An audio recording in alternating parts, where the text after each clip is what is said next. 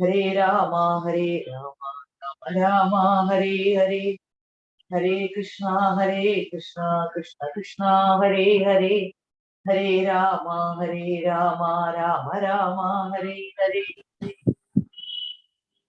Krishna Krishna Hare Hare, Hare Rama Rama Rama Hare Hare, Hare Krishna Krishna Krishna Hare Hare, Hare Rama Rama Rama Hare Hare, Hare Krishna Krishna Krishna Hare Hare, Hare Rama Rama Rama Hare Hare, Hare Krishna Krishna Krishna Hare Hare, Hare Rama Rama Rama Hare Hare, Hare Krishna Krishna Krishna Hare Hare, Hare Rama Rama Rama Hare Hare, Hare Krishna Krishna Krishna Hare Hare, Hare Rama Rama Rama Hare Hare, Hare Krishna Krishna Krishna Hare Hare, Hare Rama Rama Rama Hare Hare, Hare Krishna Krishna Krishna Hare Hare, Rama Rama Hare Hare, Hare Krishna Krishna Krishna Hare Hare, Hare Rama Rama Rama Hare Hare, Hare Krishna Krishna Krishna Hare Hare, Hare Rama Rama Hare Hare, Hare Krishna Krishna Krishna Hare Hare, Hare Rama Rama Rama Hare Hare, Hare Krishna Krishna Krishna Hare Hare, Hare Rama Rama Rama Hare Krishna. Hare Krishna Mataji, Hare Krishna. Sarvam Krishna. Namo Bhagavate Vasudevaya. Om Namo Bhagavate Vasudevaya. Om Namo Bhagavate Vasudevaya. Om Ajnanathmirandasya Jnananjana Shalakaya Chakshurunmilitam Yena Tasmai Shri Gurave Namaha. Namo Om Vishnupadaya Krishna Preshtaya Bhutale Srimate Bhaktivedanta Swaminiti Namine. Namaste Saraswate Deve Gauravani Pracharine Nirvishesha Shunyavadi Paschatya Deshatarine. Jaya Shri Krishna Chaitanya Prabhu Nityananda Shri Advaita Gadadhara Shri Vasadi Gaura Bhakta Vrinda. Hare Krishna Krishna Krishna Hare Hare, Hare Rama Rama Rama Hare Hare. Jai Shri Shri Radha Govinda. Hare Krishna. Hare Krishna in Adhyayam 12 Bhakti Yogamana. കഴിഞ്ഞ അധ്യായത്തിൽ ഭഗവാൻ കൃഷ്ണൻ തന്റെ വിശ്വരൂപത്തെ കാണിക്കുകയാണ്. പക്ഷേ അർജുനന് ഭഗവാന്റെ രണ്ട് കൈകളുള്ള മാനുഷ്യത്തിന് സാമ്യമുള്ള ഭഗവാന്റെ കൃഷ്ണരൂപത്തോടുള്ള അർജുനന്റെ ആസക്തി അർജുനൻ അവസാനം പ്രകടമാക്കുന്നു. കാരണം ഭഗവാന്റെ ആ മാനുഷിക രൂപത്തെ കണ്ടപ്പോൾ അർജുനന് സമാധാനമാകുന്നു, സന്തോഷമാകുന്നു എന്നാണ് അർജുനൻ പറയുന്നത്. അപ്പോൾ ഈ അധ്യായത്തിൽ അർജുനന്റെ ചോദ്യം ഭഗവാന്റെ ആ വ്യക്തിഗത രൂപത്തോട് ആസക്തി പ്രാപിച്ച് അതിൽ ഭക്തിയുത സേവനങ്ങൾ ചെയ്യുന്ന ഭക്തന്മാരാണോ, അല്ല ഭഗവാന്റെ ബ്രഹ്മരൂപത്തെ അല്ലെങ്കിൽ അവ്യക്തിഗതമായിട്ടുള്ള ഭഗവാന്റെ രൂപത്തെ ആരാധിക്കുന്നവരാണോ, ആരാണ് ശ്രേഷ്ഠന്മാർ എന്നാണ് അർജുനൻ ഈ അധ്യായത്തിൽ ഭഗവാനോട് ചോദിക്കുന്നത്. അതിനുള്ള ഉത്തരമാണ് ഈ അധ്യായമായിട്ട് ഭഗവാൻ പറയുന്നത്. കൃഷ്ണന്റെ വ്യക്തിഗത രൂപത്തോട് ആഭിമുഖ്യം ഉണ്ടാകയാൽ തന്റെ നിലപാട് വ്യക്തമാക്കുകയാണ് അർജുനൻ. ഭഗവാന്റെ അമൂല്യമായ അവ്യക്തിഗത ഐശ്വര്യങ്ങൾ ദർശിച്ച ശേഷം അർജുനൻ വീണ്ടും ഭക്തിയുത സേവനത്തെ കുറിച്ച് കേൾക്കാൻ ആഗ്രഹിക്കുന്നു. അപ്പോൾ ഒരു ജ്ഞാനി അദ്ദേഹം എന്താണ് ചെയ്യുന്നത്? ജ്ഞാനിയും ആധ്യാത്മികതയിലേക്ക് ഉയരുവാൻ വേണ്ടിയിട്ട് പ്രയത്നിക്കുകയാണ്, ജീവാത്മാവിനെ സ്വതന്ത്രനാക്കുവാൻ വേണ്ടിയിട്ട് പ്രയത്നിക്കുകയാണ്. പക്ഷെ ജ്ഞാനി ഭക്തിയെ സ്വീകരിക്കുന്നില്ല, ഭഗവാനെ ഭക്തിയുത സേവനത്തെ സ്വീകരിക്കുന്നില്ല. പിന്നെയോ ജ്ഞാനി സ്വയം പ്രയത്നിച്ച് ആധ്യാത്മികമായിട്ടുള്ള അറിവുകളെല്ലാം കരസ്ഥമാക്കാനും അതിനുശേഷം തന്റെ സ്വന്തം പ്രയത്നത്താൽ തന്റെ ഇന്ദ്രിയങ്ങളെയും മനസ്സിനെയും നിയന്ത്രിച്ച് ഭൗതികതയിൽ നിന്ന് മോചിതനാകുവാനും ജ്ഞാനി ആഗ്രഹിക്കുന്നു. അതിനു വേണ്ടിയിട്ടാണ് പ്രയത്നിക്കുന്നത്. തന്റെ സ്വന്തം പ്രയത്നത്താൽ തന്റെ ഇന്ദ്രിയങ്ങളെയും മനസ്സിനെയും നിയന്ത്രിക്കുവാൻ ശ്രമിക്കുന്നു. അങ്ങനെ വരുമ്പോൾ ജ്ഞാനി എന്ത് ചെയ്യുന്നു? തന്റെ കർമ്മങ്ങളെല്ലാം തന്നെ ജ്ഞാനി നിർത്തിവെക്കുന്നു. ഒരു ഭക്തൻ തന്റെ കടമകളെ ഒരിക്കലും ഉപേക്ഷിക്കുന്നില്ല. ഭക്തൻ തനിക്ക് ലഭിച്ചിട്ടുള്ള, മനുഷ്യനായി ജനിച്ചതുകൊണ്ട് തനിക്ക് ലഭിച്ചിട്ടുള്ള കർത്തവ്യങ്ങളെല്ലാം തന്നെ ഭക്തൻ സ്വീകരിക്കുന്നു. അതിനെ വളരെയധികം ശ്രദ്ധയോടുകൂടി അനുഷ്ഠിക്കുന്നു. തനിക്ക് പരിശുദ്ധനാകാനുള്ള ഒരു വഴിയാണ് തന്റെ കർമ്മങ്ങൾ എന്ന് ഭക്തൻ വിചാരിക്കുന്നു. അതുകൊണ്ട് ഭക്തൻ എങ്ങനെയാണ് കർമ്മങ്ങൾ ചെയ്യുന്നത്? കർമ്മങ്ങൾ ഭഗവത് അർപ്പിതമായിട്ട് ചെയ്യുക വഴി ആ കർമ്മത്തിന്റെ ഫലങ്ങളെ ഒന്നും തന്നെ ഭക്തന് അനുഭവിക്കേണ്ടതായിട്ട് വരുന്നില്ല. എന്നാൽ ജ്ഞാനിക്കും അറിയാം, കർമ്മങ്ങൾ നമ്മുടെ ഇന്ദ്രിയ സുഖഭോഗത്തിന് വേണ്ടിയിട്ട് നമ്മൾ കർമ്മങ്ങൾ ചെയ്യുമ്പോൾ ആ കർമ്മങ്ങൾ നമ്മളെ ബന്ധനത്തിലാക്കുന്നു. അതുകൊണ്ട് ജ്ഞാനി എന്ത് ചെയ്യുന്നു? കർമ്മങ്ങളെ എല്ലാത്തിനെയും തന്നെ ഉപേക്ഷിക്കുകയാണ് ചെയ്യുന്നത്, കർമ്മമേ ചെയ്യുന്നില്ല. രണ്ടാമതായിട്ട് ഭക്തൻ കർമ്മങ്ങൾ ചെയ്യുന്നുണ്ട്, പക്ഷെ ആ കർമ്മങ്ങൾ ഭഗവത് അർപ്പിതമായിട്ട് ചെയ്യുന്നു. ഭഗവാനെ സേവിച്ചുകൊണ്ട് തന്റെ കർത്തവ്യങ്ങളെല്ലാം തന്നെ അനുഷ്ഠിക്കുന്നു. പക്ഷെ ജ്ഞാനിക്ക് അതിനുള്ള അവസരവുമില്ല. കാരണം ജ്ഞാനി ഭഗവാന്റെ രൂപത്തെ സമ്മതിക്കുന്നില്ല, അല്ലെങ്കിൽ ഭഗവാന്റെ രൂപത്തിനെ അംഗീകരിക്കുന്നില്ല. ഭഗവാൻ ഒരു വ്യക്തിയാണ് എന്ന് ഈ അവ്യക്തിഗതവാദികൾ അല്ലെങ്കിൽ മായാവാദികൾ അവർ അംഗീകരിക്കുന്നില്ല. ഭഗവാനെ ഒരു വ്യക്തിയാണ് എന്ന് അംഗീകരിച്ചാൽ മാത്രമേ അവിടെ സേവനം ഉണ്ടാകുന്നു.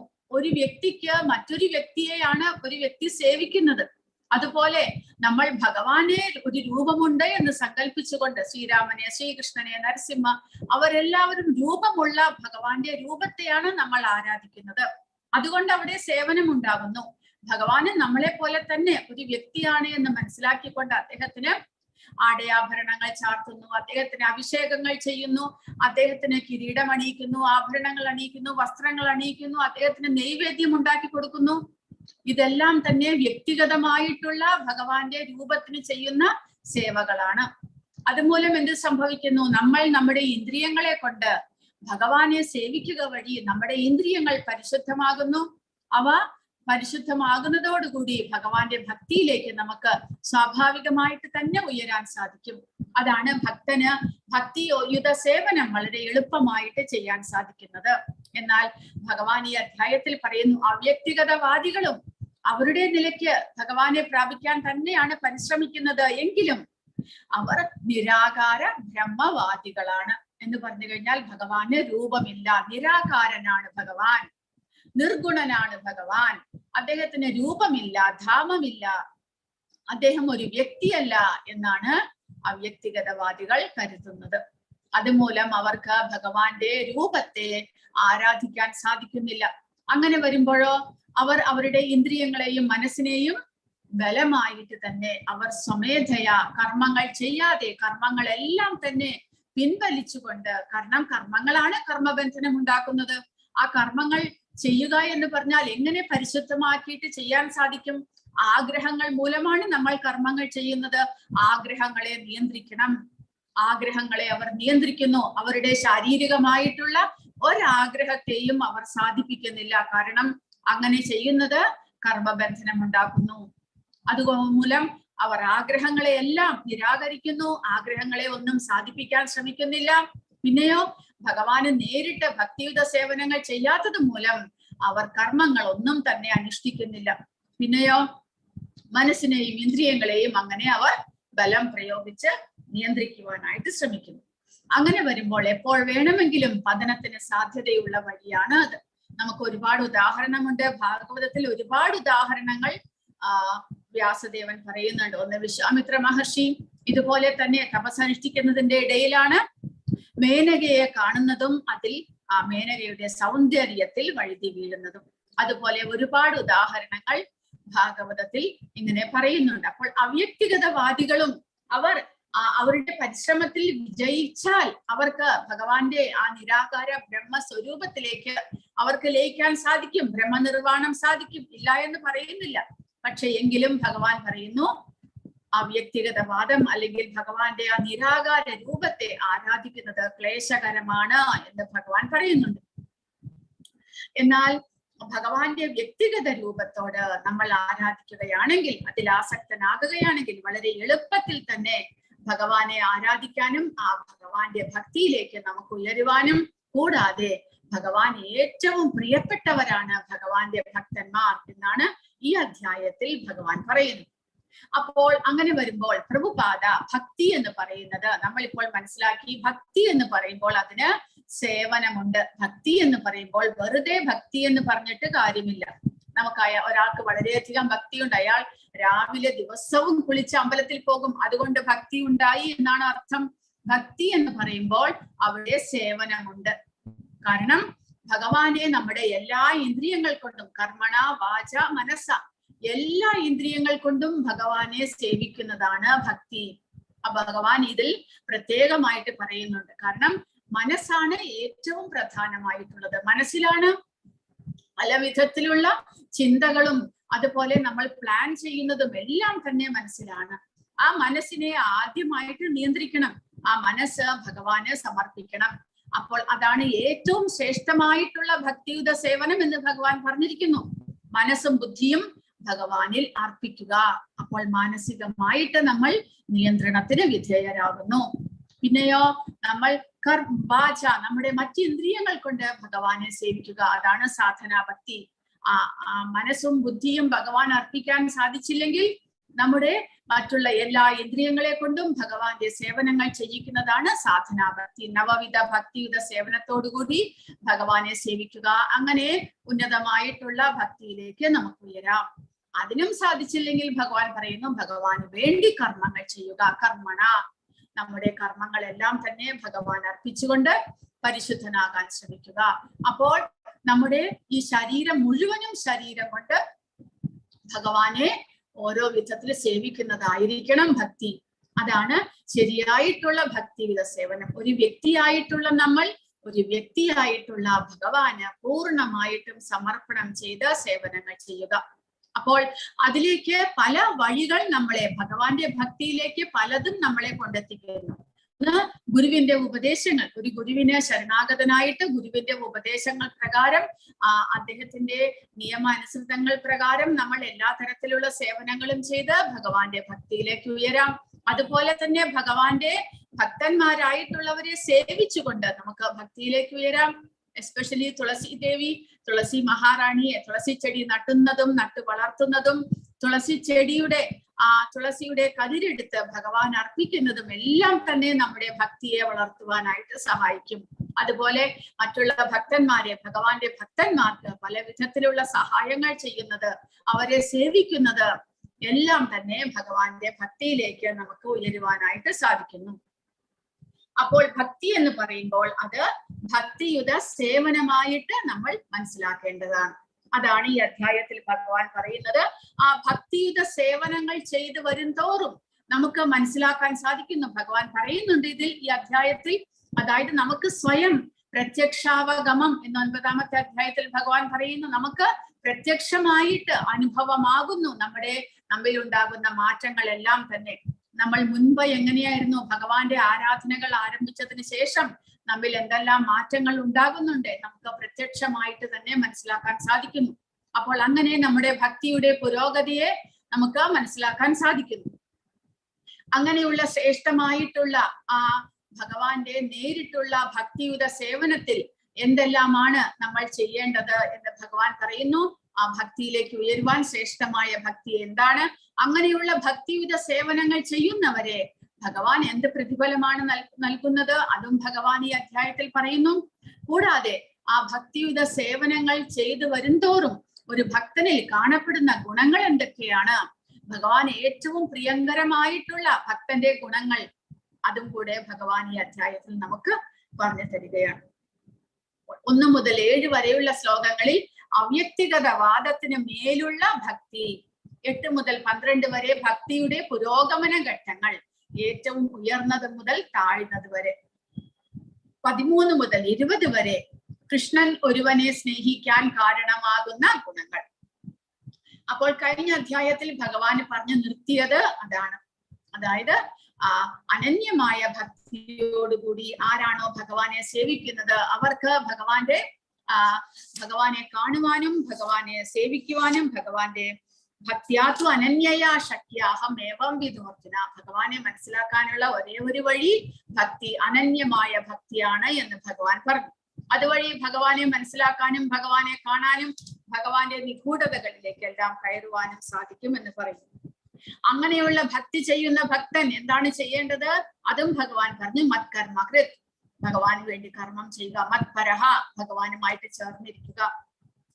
മദ്ഭക്തഃ, ഭഗവാന്റെ ഭക്തനാകുക. സംഘവർജിത, ഭഗവാന് വിരോധമായിട്ടുള്ളവരോട് ആരോടും കൂട്ടുകൂടാതെ ഇരിക്കുക. പിന്നെയോ നിർവൈരഹ സർവഭൂതേഷു, എല്ലാ ജീവജാലങ്ങളോടും സുഹൃത് ഭാവേന പെരുമാറുക. അങ്ങനെയുള്ള ഭക്തന് ഭഗവാന്റെ ധാമത്തിലേക്ക് എത്തുവാൻ സാധിക്കും. അതാണ് അനന്യമായിട്ടുള്ള ഭക്തി. ആ അനന്യമായിട്ടുള്ള ഭക്തി എങ്ങനെ കൈവരിക്കാൻ സാധിക്കും? അതാണ് ഈ അധ്യായത്തിൽ ഭഗവാൻ പറഞ്ഞു തരുന്നത്. അർജുന ഉവാച ഏവം സതതയുക്തായേ ഭക്താസ്ത്വാം പര്യുപാസതേ യേ ചാപ്യക്ഷരമവ്യക്തം തേഷാം കേ യോഗവിത്തമാഹ. അർജുനൻ ചോദിച്ചു, എല്ലാ സമയവും അങ്ങയുടെ ഭക്തി സേവനത്തിൽ തന്നെ ഉചിതമായി ഏർപ്പെട്ടു പോരുന്നവരോ അതോ പ്രത്യക്ഷമല്ലാത്ത അവ്യക്ത ബ്രഹ്മത്തെ ഉപാസിക്കുന്നവരോ ആരാണ് കൂടുതൽ പരിപൂർണതയുള്ളവർ? അപ്പോൾ സദാസമയവും ഭഗവാന്റെ ഭക്തിയുടെ സേവനത്തിൽ ഏർപ്പെട്ടിരിക്കുന്നവർ, അവർ ഒരു കൂട്ടരാണ്. അവർ വ്യക്തിഗതവാദികൾ, ഭഗവാന്റെ വ്യക്തിരൂപത്തെ ആരാധിക്കുന്ന, ഭഗവാന്റെ അർച്ചാവിഗ്രഹത്തെ ആരാധിക്കുന്ന വ്യക്തിഗതവാദികൾ. രണ്ടാമത്തെ കൂട്ടരാരാണ്? പ്രത്യക്ഷമല്ലാത്ത അവ്യക്ത ബ്രഹ്മത്തെ, അതായത് ഭഗവാന്റെ ബ്രഹ്മരൂപം, ഭഗവാന്റെ ആധ്യാത്മികമായിട്ടുള്ള ആ ഭഗവാന്റെ ശരീരത്തിന്റെ തേജസ്സാണ് ബ്രഹ്മജ്യോതി എന്ന് പറയുന്നത്. ആ ബ്രഹ്മജ്യോതിയെ ആരാധിക്കുന്നവർ, നിർഗുണ ബ്രഹ്മനെ ആരാധിക്കുന്നവർ, അങ്ങനെയുള്ള ആ ബ്രഹ്മജ്യോതിയെ ഉപാസിക്കുന്നവരാണോ അവർ എന്ത് ചെയ്യുന്നു? ഭഗവാന്റെ ആ അവ്യക്ത രൂപത്തിലേക്ക് ലയിക്കുവാനായിട്ട് ആഗ്രഹിക്കുന്നു. അവർ പറയുന്നത് ഭഗവാൻ അല്ലെങ്കിൽ പരമസത്യം, ആ പരമസത്യത്തിന് രൂപമില്ല, അത് പരമമായിട്ടുള്ള സത്യം മാത്രമാണ്, അതിന് രൂപമില്ല. അതുപോലെ തന്നെ നമ്മളും ജീവാത്മാക്കളാണ്, നമുക്ക് ഭൗതികമായ ശരീരം ലഭിച്ചിരിക്കുകയാണ്, അതെല്ലാം അവർ സമ്മതിക്കുന്നു. അപ്പോൾ അവർ പറയുന്നത്, ഈ മരണശേഷം നമ്മൾ ആ ബ്രഹ്മനെ ഉപാസിക്കുകയാണെങ്കിൽ മരണശേഷം ഈ ശരീരം ഉപേക്ഷിച്ചതിന് ശേഷം ആ ജീവാത്മാവിന് ആ പരബ്രഹ്മത്തിൽ പോയി ലയിക്കുവാൻ സാധിക്കും. പിന്നീട് ഒരിക്കലും തന്നെ ഒരു രൂപത്തെ സ്വീകരിക്കേണ്ടി വരില്ല എന്നാണ് അവർ പറയുന്നത്. അവരാണ് അവ്യക്തിഗതവാദികൾ അല്ലെങ്കിൽ മായാവാദികൾ. അവർ ഈ വ്യക്തമായിട്ടുള്ള രൂപത്തെ ഇല്ലാതാക്കുവാനായിട്ട് പരിശ്രമിക്കുന്നു. അപ്പോൾ അങ്ങനെയുള്ളവരാണോ? ആരാണ് ശ്രേഷ്ഠരായിട്ടുള്ളത് എന്നാണ് അർജുനന്റെ ചോദ്യം. അർജുനന്റെ ചോദ്യം ഏതാണ് കൂടുതൽ പരിപൂർണമായത്? ഭക്തിപരമായ സേവനത്തിൽ ഏർപ്പെടുക അല്ലെങ്കിൽ അവ്യക്ത ബ്രഹ്മത്തെ ഉപാസിക്കുക, ഏതാണ് നല്ലത്? വ്യക്തിഗതവാദം അല്ലെങ്കിൽ അവ്യക്തിഗതവാദം? അപ്പോൾ ആധ്യാത്മികമായിട്ട് പുരോഗതിക്ക് വേണ്ടി പരിശ്രമിക്കുന്നവർ രണ്ടു കൂട്ടരാണ്. ഒന്ന് വ്യക്തിഗതവാദി. വ്യക്തിഗതവാദി തന്റെ സർവശക്തിയും ഉപയോഗിച്ച് പരമപുരുഷന്റെ സേവനത്തിൽ ഏർപ്പെടുന്നു. എന്നാൽ അവ്യക്തിഗതവാദിയോ അവ്യക്തമായ നിരാകാര ബ്രഹ്മത്തെ ധ്യാനിക്കുന്നതിലാണ് ഏർപ്പെടുന്നത്. അപ്പോൾ വ്യക്തിഗതവാദി തന്റെ ശരീരത്തിന്റെ എല്ലാ അവയവങ്ങളും ഇന്ദ്രിയങ്ങളും ഉപയോഗിച്ച് ഭഗവാന്റെ പല വിധത്തിലുള്ള സേവനങ്ങളിൽ ഏർപ്പെടുന്നു. എന്നാൽ അവ്യക്തിഗതവാദിയോ ആ ഭഗവാന്റെ ബ്രഹ്മജ്യോതിയെ ധ്യാനിക്കുക, അതുമാത്രമാണ് അവ്യക്തിഗതവാദികൾ ചെയ്യുന്നത്. കാരണം അവർ ഭഗവാന്റെ രൂപത്തിന് പ്രാധാന്യം കൊടുക്കാത്തത് കൊണ്ട് അവർക്ക് ഭക്തിയുത സേവനമില്ല. അവരെന്ത് ചെയ്യുന്നു? അവർ ജ്ഞാനം സമ്പാദിക്കുന്നുണ്ട്, അറിവ് സമ്പാദിക്കുന്നുണ്ട്. അങ്ങനെ ആ പരബ്രഹ്മം എന്നുള്ളത് ആ ബ്രഹ്മജ്യോതിയാണ് എന്ന് മനസ്സിലാക്കി ആ ബ്രഹ്മജ്യോതിയെ ധ്യാനിക്കുന്നു. ധ്യാനിച്ച് അതിൽ പോയി ലയിക്കുവാനായിട്ട് ആഗ്രഹിക്കുകയാണ്. അപ്പോൾ ധ്യാനത്തിന് 6ാമത്തെ അധ്യായത്തിൽ നമ്മൾ പഠിച്ചു, ഒരു ധ്യാനം ചെയ്യുവാനായിട്ട് പലതരത്തിലുള്ള കടമ്പകളും നമ്മൾ കടക്കേണ്ടതായിട്ടുണ്ട്. അഷ്ടാംഗ യോഗത്തിൽ നമ്മൾ പഠിച്ചു, അവസാനമാണ് ധ്യാനം വരുന്നത്. യമ, നിയമ, ആസന, പ്രാണായാമ, പ്രത്യാഹാര, ധാരണ, ധ്യാനം. ആ ധ്യാനത്തിന് ഒരുപാട് നിയന്ത്രണങ്ങളുണ്ട്. അതായത് ആദ്യം ഇന്ദ്രിയങ്ങളെയും മനസ്സിനെയും പരിപൂർണമായിട്ട് നിയന്ത്രിക്കണം.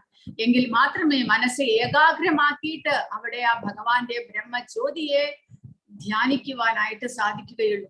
അപ്പോൾ ഭഗവാൻ അതുകൊണ്ട് പറയുന്നു, അത് വളരെയധികം ക്ലേശകരമാണ് എന്ന്. കൂടാതെ ഭഗവാൻ പറയുന്നത് ഭഗവാൻ ഒരു വ്യക്തിയാണ് എന്ന്. കാരണം ഭഗവത്ഗീതയിലെ ഓരോ അധ്യായത്തിന്റെയും സമാപനം ഭഗവാന്റെ വ്യക്തിഗത രൂപവുമായിട്ട് ജീവാത്മാവിനെ എങ്ങനെ ബന്ധിപ്പിക്കണം എന്ന് ഭഗവാൻ പറഞ്ഞു തരുന്നു.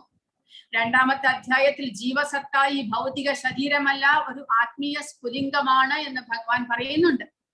ആറാമത്തെ അധ്യായത്തിൽ ഭഗവാൻ പറയുന്നുണ്ട് യോഗിനാം അഭി സർവേഷ മദ്ഗതേന അന്തരാത്മന ശ്രദ്ധാവാൻ ഭജതേ യോമാം സമയയുക്തതമോ മതഃ എന്ന് ഭഗവാൻ പറഞ്ഞിരിക്കുന്നു. അതായത് എല്ലാ യോഗികളിലും വെച്ച് ശ്രേഷ്ഠൻ ഭഗവാനിൽ മനസ്സുറപ്പിച്ചുകൊണ്ട് ഭഗവാന്റെ ഭജിക്കുക, ഭഗവാനെ സേവിക്കുന്ന ആ യോഗിയാണ് എന്ന് ഭഗവാൻ പറഞ്ഞിരിക്കുന്നു. ഏഴാമത്തെ അധ്യായത്തിൽ ഭഗവാൻ പറഞ്ഞിട്ടുണ്ട് ജീവസത്ത പരിപൂർണതയുടെ വിഭിന്നാംശമാണ്, അതുകൊണ്ട് ആ പൂർണ്ണതയിൽ മാത്രം ശ്രദ്ധ കേന്ദ്രീകരിക്കണം എന്ന് ഭഗവാൻ പറഞ്ഞിട്ടുണ്ട്. എട്ടാമത്തെ അധ്യായത്തിലോ യം യം വാവി സ്മരൻ ഭാവം ത്യജത്യന്തേ കളേവരം എന്ന് ഭഗവാൻ പറഞ്ഞിരിക്കുന്നു. ഏത് മനസ്സിൽ ആരെയാണോ നമ്മൾ ധ്യാനിക്കുന്നത് ആ രൂപത്തെ നമ്മൾ പ്രാപിക്കുന്നു. അതുകൊണ്ട് ഓരോരുത്തരും കൃഷ്ണനെ സ്മരിക്കുന്ന പക്ഷം ഭഗവാന്റെ ധാമത്തിലേക്ക് എത്താൻ സാധിക്കുമെന്ന് ഭഗവാൻ പറയുന്നു. അപ്പോൾ ഇതെല്ലാം തന്നെ ചൂണ്ടിക്കാണിക്കുന്നത് ഭഗവാൻ ഒരു വ്യക്തിയാണ്. ഭഗവാന്റെ രൂപത്തെ നമ്മൾ മനസ്സിൽ സ്മരിക്കുന്ന പക്ഷം നമുക്ക് ഭഗവാനെ പ്രാപിക്കാൻ സാധിക്കുമെന്ന് പറയുന്നു ഭഗവാൻ. അതുകൊണ്ട് ഭഗവാൻ അദ്ദേഹം സ്വയം പറയുന്നുണ്ട് അദ്ദേഹം ഒരു വ്യക്തിയാണ് എന്ന്. എന്നാലും അവ്യക്തിഗതവാദികളുണ്ട്. കാരണം ഭഗവാനെ പല വിധത്തിൽ പല പരിശ്രമങ്ങളിലൂടെ ഭഗവാനെ പ്രാപിക്കുവാൻ ശ്രമിക്കുന്നവരാണ് മനുഷ്യരെല്ലാവരും പല വിധത്തിൽ. അതിൽ ജ്ഞാനയോഗികളുണ്ട്, കർമ്മയോഗികളുണ്ട്, അഷ്ടാംഗ യോഗികളുണ്ട്, ഹഠയോഗികളുണ്ട്. അതിനോടൊപ്പം നമുക്ക് ഏറ്റവും ശ്രേഷ്ഠമായിട്ടുള്ള ഭക്തിയോഗികളും. അപ്പോൾ മനുഷ്യർ പല സ്വഭാവമുള്ളവരായതുകൊണ്ട് പല വിധത്തിൽ ഭഗവാനെ പ്രാപിക്കാനുള്ള പരിശ്രമം നടത്തുന്നു. അതിൽ ഭക്തിയോഗിയാണ് ഏറ്റവും ശ്രേഷ്ഠം എന്ന് ഈ അധ്യായത്തിൽ ഭഗവാൻ പറയുന്നു. എന്നാലും അവ്യക്തിഗതവാദികൾ അവരെ കുറിച്ചുള്ള ഒരു പരാമർശം കൂടെ ഈ അധ്യായത്തിൽ ഭഗവാൻ പറയുകയാണ്. അപ്പോൾ ഭഗവാന്റെ അഭിപ്രായം എന്താണ്? ഭഗവാൻ ഇവിടെ ഉത്തരം പറയുന്നു അർജുനന്. ശ്രീ ഭഗവാൻ ഉവാച മയ്യാവേശ്യ മനോ ഏമാം നിത്യയുക്ത ഉപാസതേ ശ്രദ്ധയാ പരയോപേദാസ്തേമേ യുക്തതമാമതാഃ.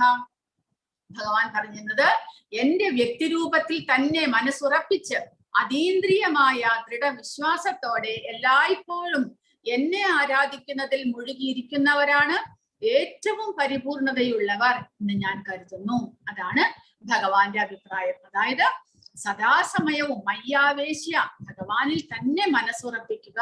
മനോയേമ ഭഗവാന്റെ ആ രൂപത്തിൽ തന്നെ മനസ്സുറപ്പിച്ച്. കാരണം മനസ്സാണ് ഏറ്റവും പ്രധാനമായിട്ടുള്ളത്. മനസ്സ് നിയന്ത്രണത്തിൽ വന്നു കഴിഞ്ഞാൽ പിന്നീട് നമുക്ക് എല്ലാം തന്നെ നിയന്ത്രണത്തിലായി. അതുകൊണ്ട് ഭഗവാൻ പറയുന്നു ഭഗവാന്റെ രൂപത്തെ നമ്മൾ നമ്മുടെ മനസ്സിൽ ഉറപ്പിക്കണം.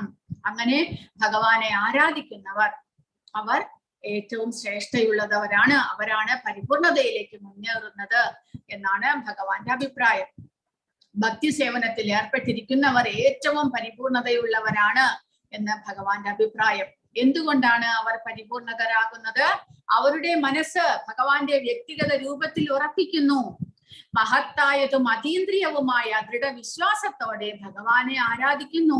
എപ്പോഴും ഭഗവാനിൽ ആരാധനയിൽ മുഴുകിയിരിക്കുന്നു.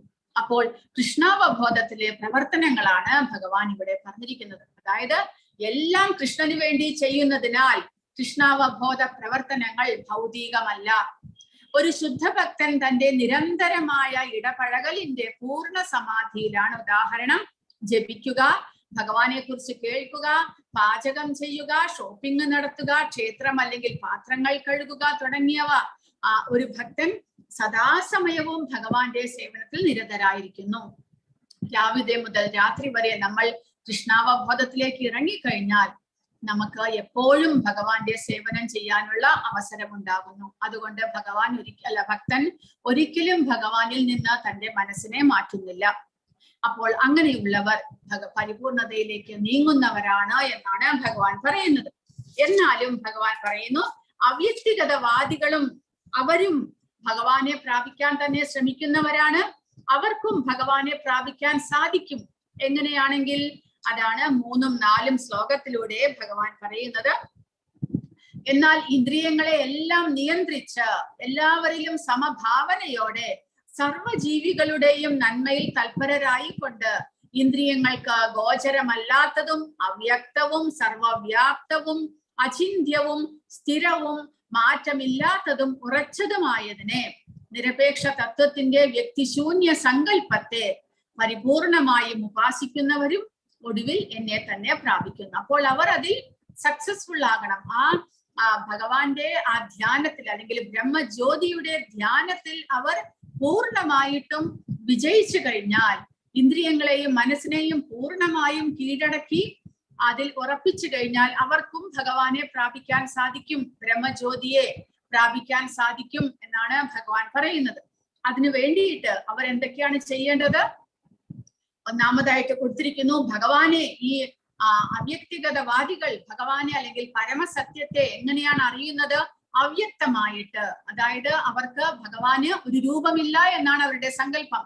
അതുകൊണ്ട് അവ്യക്തമാണ് ഭഗവാന്റെ രൂപം, അവ്യക്തമാണ്, ഇന്ദ്രിയങ്ങൾക്ക് ഗോചരമല്ലാത്തതാണ്, എന്നാലോ സർവവ്യാപ്തമാണ്, അചിന്ത്യമാണ്, നമ്മുടെ ഇന്ദ്രിയങ്ങൾക്ക് ചിന്തിക്കാൻ സാധിക്കാത്തതാണ്, മാറ്റമില്ലാത്തതാണ്, ഉറച്ചതാണ്, സ്ഥിരമുള്ളതാണ്. അപ്പോൾ അങ്ങനെയുള്ള വ്യക്തിശൂന്യ സങ്കല്പം, ഭഗവാന്റെ രൂപമല്ല, പിന്നെയോ ബ്രഹ്മൻ. ബ്രഹ്മൻ എന്ന് പറയുമ്പോൾ ആധ്യാത്മികത അല്ലെങ്കിൽ ഭഗവാന്റെ ആ ബ്രഹ്മജ്യോതി, അതിനെയാണ് അവർ ആരാധിക്കുന്നത്. അപ്പോൾ വ്യക്തിശൂന്യ സങ്കല്പത്തെ എങ്ങനെ ഉപാസിക്കാം എന്നാണ് ഭഗവാൻ പറയുന്നത്? വിവിധ ഇന്ദ്രിയങ്ങളെ നിയന്ത്രിക്കുന്നതിലൂടെ, എല്ലാവരോടും തുല്യ മനോഭാവത്തോടെ, എല്ലാവരുടെയും ക്ഷേമത്തിൽ ഏർപ്പെട്ടുകൊണ്ട്. പക്ഷെ ഇത് ഭഗവാൻ അടുത്ത ശ്ലോകത്തിൽ പറയുന്നു, ഏതൊരു സാധാരണക്കാരനും ബുദ്ധിമുട്ടാണ്. കാരണം സമ്പൂർണ്ണ സമർപ്പണത്തിന്റെ ആത്യന്തിക സാക്ഷാത്കാരത്തിന് മുൻപ് ധാരാളം തപസ്സുകൾ ഉൾപ്പെടുന്നു. അനേക കാലം തപസ് അനുഷ്ഠിച്ച് വേണം ഇന്ദ്രിയങ്ങളെയും മനസ്സിനെയും എല്ലാം നിയന്ത്രിക്കാനായിട്ട്. അത് പക്ഷേ അങ്ങനെ ഭഗവാന്റെ ആ രൂപത്തെ ആരാധിക്കാത്തത് കൊണ്ടും, രണ്ടാമത് നമ്മുടെ ഇന്ദ്രിയങ്ങളെ കൊണ്ട് ഭഗവാന്റെ സേവനങ്ങൾ ചെയ്യാത്തത് കൊണ്ടും എപ്പോൾ വേണമെങ്കിലും ആ തന്റെ ആധ്യാത്മികതയിൽ നിന്ന് ആ ഭൗതികതയിലേക്ക് അധപ്പതിക്കാനുള്ള ചാൻസും ഉണ്ട്. അതുകൊണ്ട് ഇത് വളരെയധികം റിസ്ക് പിടിച്ച, അപകടം പിടിച്ച, കൂടാതെ ക്ലേശകരമായിട്ടുള്ള ഒരു പ്രവർത്തനമാണ് ഈ അവ്യക്തിഗത ബ്രഹ്മന്റെ ആരാധന എന്നാണ് അടുത്ത ശ്ലോകത്തിൽ ഭഗവാനും പറയുന്നത്. ക്ലേശോധികതരസ്തേഷാം അവ്യക്താസക്തചേതസാം അവ്യക്താ ഹി ഗതിർദുഃഖം ദേഹവദ്ഭീരവാപ്യതേ. പരമപുരുഷന്റെ അവ്യക്തവും വ്യക്തിശൂന്യവുമായ ഭാവത്തിൽ ആസക്ത ചിത്തരായവർക്ക് പുരോഗമനത്തിന് പ്രയാസമേറും. ശരീരികൾക്ക് ഈ വഴിക്കുള്ള മുന്നേറ്റം സദാ ദുഷ്കരമാണ്. എന്തുകൊണ്ടാണ് ഭഗവാൻ അങ്ങനെ പറയുന്നത്? ഭഗവാൻ പറയുന്നത് ശരീരികൾക്ക്, കാരണം നമ്മൾ അനാദികാലമായിട്ട് ശരീരം സ്വീകരിച്ചുകൊണ്ടേ ജീവിക്കുന്നവരാണ്. ഭൗതിക പ്രപഞ്ചത്തിൽ ഏതെങ്കിലും ഒരു ശരീരം ജീവാത്മാവിന് ലഭിച്ചിരിക്കും. ഒന്നുകിൽ മൃഗങ്ങളുടെയോ പക്ഷികളുടെയോ മനുഷ്യന്റെയോ ദേവന്മാരുടെയോ ഋഷി ആരുടെയെങ്കിലും ഒരു ശരീരമില്ലാതെ നമുക്ക് ഭൗതിക പ്രപഞ്ചത്തിൽ ജീവിക്കാൻ സാധ്യമല്ല.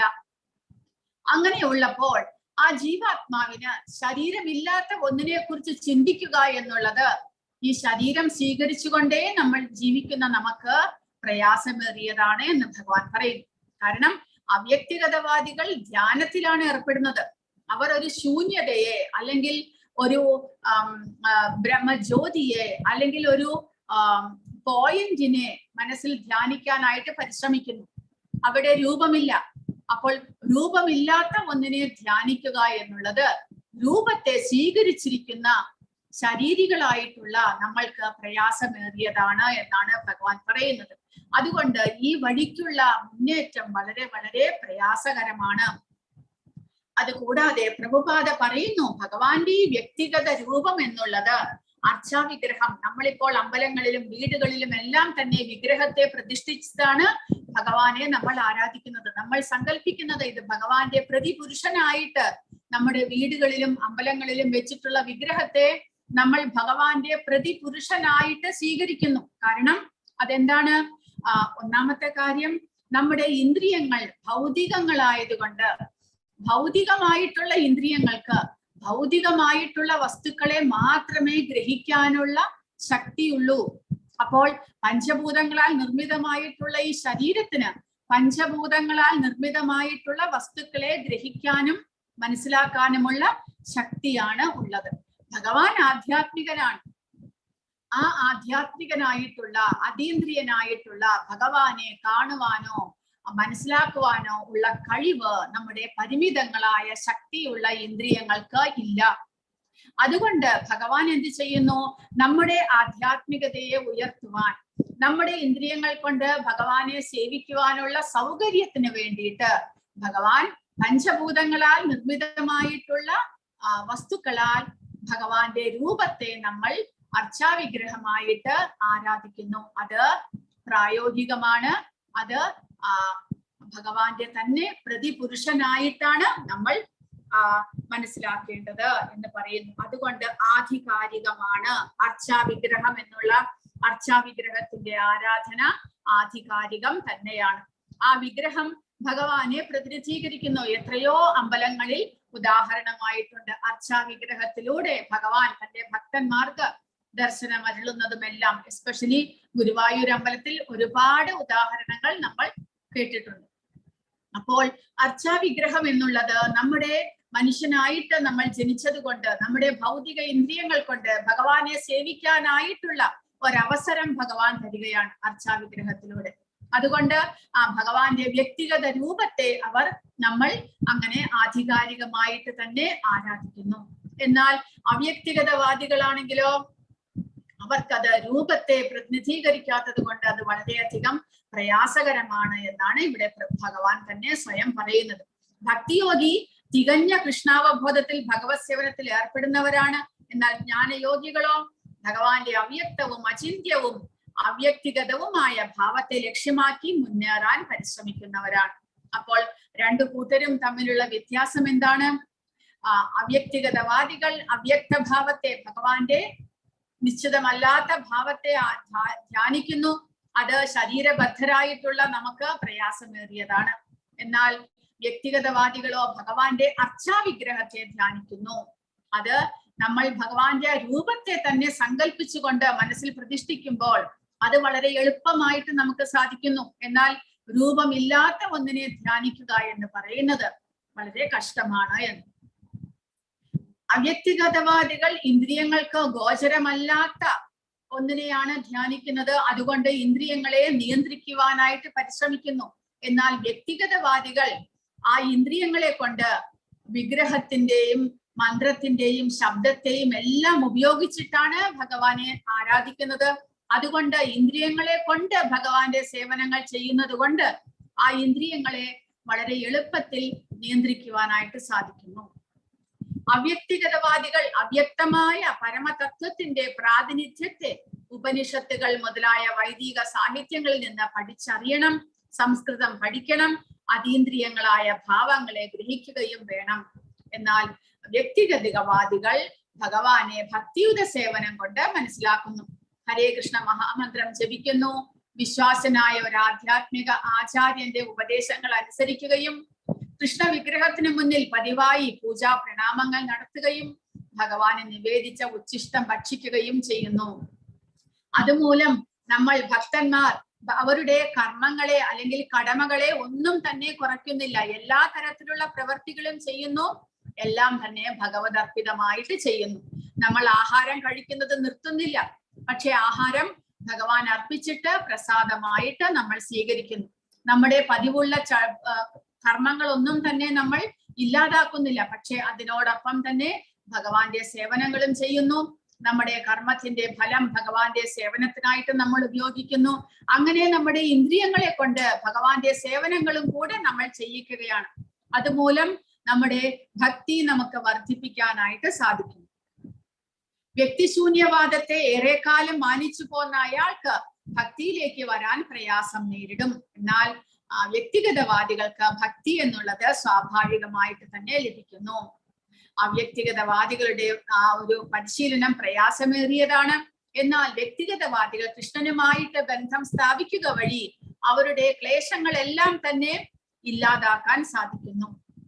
അവ്യക്തിഗതവാദികളുടെ ധ്യാനം മുതലായവ സ്വന്തം പരിശ്രമത്തെ, ഇന്ദ്രിയങ്ങളെയും മനസ്സിനെയും അവർ സ്വമേധയാ നിയന്ത്രിക്കാനായിട്ട് പരിശ്രമിക്കണം. എന്നാൽ ഭക്തന്മാർക്കാണെങ്കിലോ ഭഗവാനെ സേവിക്കുക വഴി അവരുടെ ഭഗവാന്റെ അനുഗ്രഹത്താൽ അവർക്ക് എല്ലാം തന്നെ എളുപ്പമാകുന്നു. കാരണം കൃഷ്ണഭക്തരെ മായയിൽ നിന്ന് ഭഗവാൻ തന്നെ മോചിപ്പിക്കുന്നു. കാരണം ഭഗവാനാണ് ഈ പ്രക്രിയ ശുപാർശ ചെയ്യുന്നത്. ഭഗവാൻ പറഞ്ഞിട്ടുണ്ട്, ദേവി ഹേഷാ ഗുണമയി മമ മായ ദുരത്യയ മാമേവയെ പ്രപദ്യന്തേ മായാമേതാം തരന്തിരെ. എന്നെ പ്രാപിക്കുന്നവർക്ക് എന്റെ മായയെ വളരെ എളുപ്പത്തിൽ തരണം ചെയ്യാൻ സാധിക്കുമെന്ന് ഭഗവാൻ തന്നെ പറഞ്ഞിരിക്കുന്നു. അതുകൊണ്ട് ഭഗവാന്റെ കരുണയാൽ ഭക്തന്മാർക്ക് മായയെ വളരെ എളുപ്പത്തിൽ തരണം ചെയ്യാൻ സാധിക്കും. പക്ഷേ അവ്യക്തിഗതവാദികൾക്ക് അവരുടെ ഇന്ദ്രിയങ്ങളെ സ്വയം പരിശ്രമിച്ച് നിയന്ത്രിക്കേണ്ടതായിട്ട് വരുന്നു. കൂടാതെ അവ്യക്തിഗതവാദികൾ ബ്രഹ്മനെ ആരാധിക്കുന്നവരാണ്, ഭക്തന്മാരോ ഭഗവാനെ ആരാധിക്കുന്നവരാണ്. ആ ഭഗവാന്റെ ബ്രഹ്മജ്യോതിയും ഭഗവാനും തമ്മിലുള്ള വ്യത്യാസം എന്താണ്? ബ്രഹ്മൻ എന്ന് പറയുമ്പോൾ നിർഗുണൻ, ഗുണങ്ങളോട് കൂടിയല്ലാതെ, രൂപമില്ല, അചിന്യമാണ്, എന്നാൽ സർവവ്യാപ്തമാണ്, മാറ്റമില്ലാത്തതും ഉറച്ചതും സ്ഥിരവും എല്ലാമാണ്. എന്നാൽ ഭഗവാനാണോ സഗുണനാണ്, ഗുണങ്ങളോട് കൂടിയവനാണ്, അതീന്ദ്രിയമായിട്ടുള്ള ഗുണങ്ങളുള്ളവനാണ് ഭഗവാൻ. അചിന്യമായ ശക്തിയുണ്ട്. തന്റെ ശക്തിയാലും പരമാത്മാവായും ഭഗവാൻ സർവവ്യാപ്തമാണ്, മാറ്റമില്ലാത്തതും ഉറച്ചതും സ്ഥിരവുമാണ്. അങ്ങനെ ഭഗവാനെ നമുക്ക് മനസ്സിലാക്കാൻ സാധിക്കുന്നു. ബ്രഹ്മത്തിന്റെ പ്രവർത്തനത്തിന്റെ അഭാവം മൂലം ഒരു ഐശ്വര്യവും മനസ്സിലാക്കാൻ കഴിയുന്നില്ല. കാരണം അവ്യക്തിഗതവാദികൾ ഭഗവാന് രൂപമുണ്ട് എന്ന് സ്വീകരിക്കാത്തത് കൊണ്ട്, അവിടെ കർമ്മമൊന്നും ഇല്ലാത്തത് കൊണ്ട്, ഭഗവാന്റെ സേവനം ഇല്ലാത്തത് കൊണ്ട് ഭഗവാന്റെ ഐശ്വര്യത്തെ കുറിച്ചോ ഗുണങ്ങളെ കുറിച്ചോ ഒന്നും തന്നെ മനസ്സിലാക്കാൻ അവർക്ക് സാധിക്കുന്നില്ല. എന്നാൽ ഭഗവാൻ 6 ഐശ്വര്യങ്ങളുടെ ഉടമയാണ്. ബ്രഹ്മൻ നിരപേക്ഷത്തിന്റെ സാക്ഷാത്കാരം അവർക്ക് സാധ്യമായില്ല എന്നും വരാം. ചിലപ്പോൾ അവർ അധപ്പതിച്ചു എന്നും വരാം. എന്നാൽ ഭക്തന് ഒന്നും തന്നെ നഷ്ടപ്പെടാനില്ല. അവസാനം തീർച്ചയായിട്ടും ഭക്തൻ ഭഗവാനെ പ്രാപിക്കുന്നു. ബ്രഹ്മ സാക്ഷാത്കാരത്തിൽ ആ ഭക്തൻ മൗലിക പ്രകൃതിയിലെ സത്ത് ചിത്ത് ഭാവങ്ങളെ സാക്ഷാത്കരിക്കുന്നു. എന്നാൽ ഭഗവാനെ ആരാധിക്കുന്ന ഭക്തൻ സത്ത് ചിത്ത് ആനന്ദഭാവത്തെയും സാക്ഷാത്കരിക്കുന്നു. അതിൽ എല്ലാം തന്നെ ബ്രഹ്മസാക്ഷാത്കാരവും പരമാത്മ സാക്ഷാത്കാരവും ഭഗവാന്റെ സാക്ഷാത്കാരത്തിലുണ്ട്. എന്നാൽ ബ്രഹ്മൻ എന്നുള്ളത് പരമസത്യത്തിന്റെ ആദ്യത്തെ പടി മാത്രമേ ആകുന്നുള്ളൂ, അത് പൂർണ്ണമാകുന്നില്ല. എന്നാൽ ഭഗവത് സാക്ഷാത്കാരം പൂർണ്ണമായിട്ടുള്ള പരമസത്യത്തിന്റെ സാക്ഷാത്കാരമാണ്. എന്തായാലും ഭഗവാൻ പറയുന്നത് അവ്യക്തിഗതവാദികളുടെ പ്രയത്നം വളരെ ക്ലേശകരമാണ്. എന്നാൽ ഭഗവാനെ നേരിട്ട് ആരാധിക്കുന്ന ആ ഭക്തന് എന്താണ് ഭഗവാൻ സ്വയം പ്രതിഫലം നൽകുന്നത് എന്ന് 6-7 ശ്ലോകങ്ങളിലൂടെ ഭഗവാൻ പറയുന്നു. ഏതു സർവാണി കർമാണി മയി സന്യസ്യ മത്പരാഹ അനന്യേനൈവ യോഗേന മാം ധ്യായന്ത ഉപാസതേ തേഷാമഹം സമുദ്ധർത്ത മൃത്യു സംസാര സാഗരാത് ഭവാമീന ചിരാത് പാർത്ഥ മയ്യാവേശിത ചേതസാം. എന്നാൽ എന്നെ എല്ലായ്പ്പോഴും ധ്യാനിച്ചുകൊണ്ട് സർവകർമ്മങ്ങളും എനിക്കായി അർപ്പിച്ച് എന്നിൽ മനസ്സ് അചഞ്ചലമായി ഊന്നിക്കൊണ്ട് ഭക്തിയുത സേവനത്തിൽ ഏർപ്പെട്ടു പോരുന്നവരെ ഞാൻ വേഗത്തിൽ ജനന മരണങ്ങളുടെ ഈ സമുദ്രത്തിൽ നിന്ന് കരകയറ്റും എന്ന് ഭഗവാൻ ഉറപ്പ് നൽകുന്നു. ഭഗവാൻ സ്വയം പറയുകയാണ് ചെയ്യുന്നത്. ഭഗവാനിൽ മനസ്സുറപ്പിച്ച് എല്ലാ കർമ്മങ്ങളും ഭഗവാൻ അർപ്പിച്ചുകൊണ്ട് സദാസമയവും ഭഗവാനിൽ തന്നെ മനസ്സൂന്നിക്കൊണ്ട് ജീവിക്കുന്ന ഭക്തിയുത സേവനങ്ങൾ ചെയ്യുന്ന ഭക്തനെ ഭഗവാൻ സ്വയം ഈ ജനന മരണങ്ങളുടെ സാഗരം, മൃത്യു സംസാര സാഗര, അതായത് ഭൗതിക പ്രപഞ്ചത്തെ ഭവസാഗരം, മൃത്യുസാഗരം അങ്ങനെയെല്ലാം വിളിക്കുന്നു. എന്ന് പറഞ്ഞാൽ എന്താണ്? ഒരു സാഗരത്തിൽ, ഒരു സമുദ്രത്തിൽ ഒരാൾ അകപ്പെട്ടു പോയാൽ അയാൾ എത്രമാത്രം നീന്തൽ അറിയുന്ന ഒരു വ്യക്തിയാണെങ്കിലും സ്വയം ആ സമുദ്രത്തിൽ നിന്ന് കരകയറാനായിട്ട് പ്രയാസമേറും. പുറമേ നിന്ന് ആരെങ്കിലും വന്നിട്ട്, ഒരു ഹെലികോപ്റ്ററോ അല്ലെങ്കിൽ ഒരു കപ്പലോ ആരെങ്കിലും വന്നിട്ട് അയാളെ രക്ഷപ്പെടുത്തേണ്ടതായിട്ട് വരും. അതുപോലെ നമ്മുടെ ഈ ഭൗതിക പ്രപഞ്ചം എന്നുള്ളത് മൃത്യുസാഗരം അല്ലെങ്കിൽ ഭവസാഗരം എന്ന് പറയുന്നു.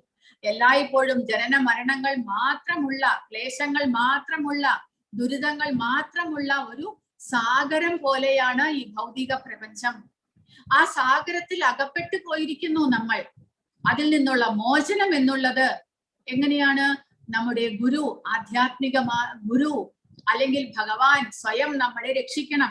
അവർ ഇതിൽ നിന്ന് പുറത്ത് കടന്നവരാണ്. ആധ്യാത്മിക ഗുരു ഈ ഭവസാഗരത്തിൽ നിന്ന് പുറത്ത് കടന്നവരാണ്.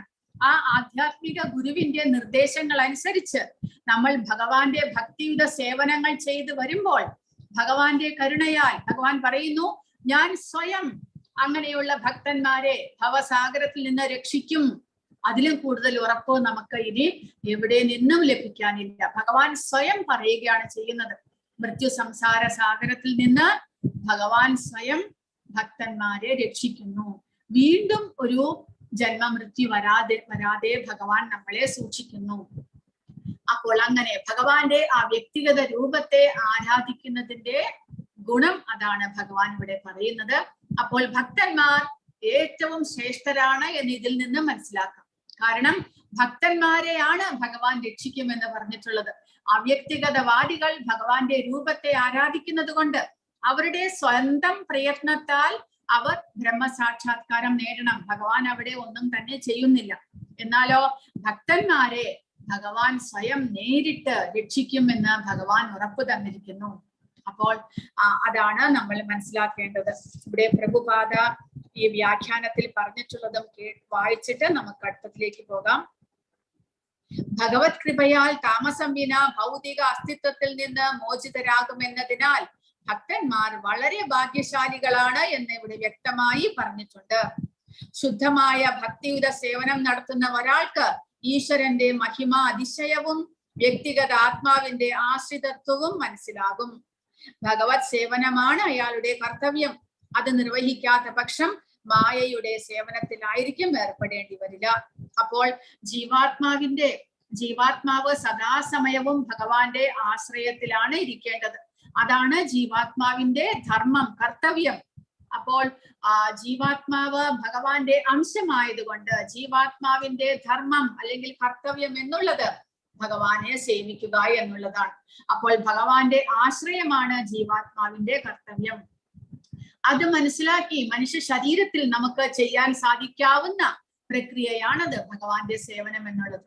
അപ്പോൾ മനുഷ്യ ശരീരം കൊണ്ട് ഭഗവാന്റെ സേവനങ്ങൾ ചെയ്ത് ഭഗവാന്റെ ആശ്രയത്തിലേക്ക് വരിക എന്നുള്ളതാണ് ജീവാത്മാവിന്റെ കർത്തവ്യമായിട്ട് നമ്മൾ മനസ്സിലാക്കേണ്ടത്. കൃഷ്ണനെ പ്രാപിക്കേണ്ടവൻ കൃഷ്ണനിൽ തന്നെ മനസ്സുറപ്പിക്കണം. കൃഷ്ണന് വേണ്ടി മാത്രം പ്രവർത്തിക്കണം. പരമദിവ്യോത്തമ പുരുഷനെ പ്രസാദിപ്പിക്കുക എന്നതല്ലാതെ മറ്റൊരു നേട്ടവും ഭക്തൻ ആഗ്രഹിക്കുന്നില്ല. കൃഷ്ണനെ പ്രീതിപ്പെടുത്തലാണ് അയാളുടെ ജീവിതോദ്ദേശം. അതിനു വേണ്ടിയിട്ട് അങ്ങനെ ഭഗവാനെ പ്രീതിപ്പെടുത്താനായിട്ട് പരിശ്രമിച്ചു കൊണ്ടിരിക്കുന്ന ശുദ്ധ ഭക്തനെ അതിവേഗത്തിൽ സംസാര സാഗരത്തിൽ നിന്ന് മുക്തനാക്കാം എന്ന് ഇവിടെ പരമപുരുഷൻ സ്വയം വാഗ്ദാനം ചെയ്യുന്നു എന്നാണ് പ്രഭുപാദ എഴുതിയിരിക്കുന്നത്.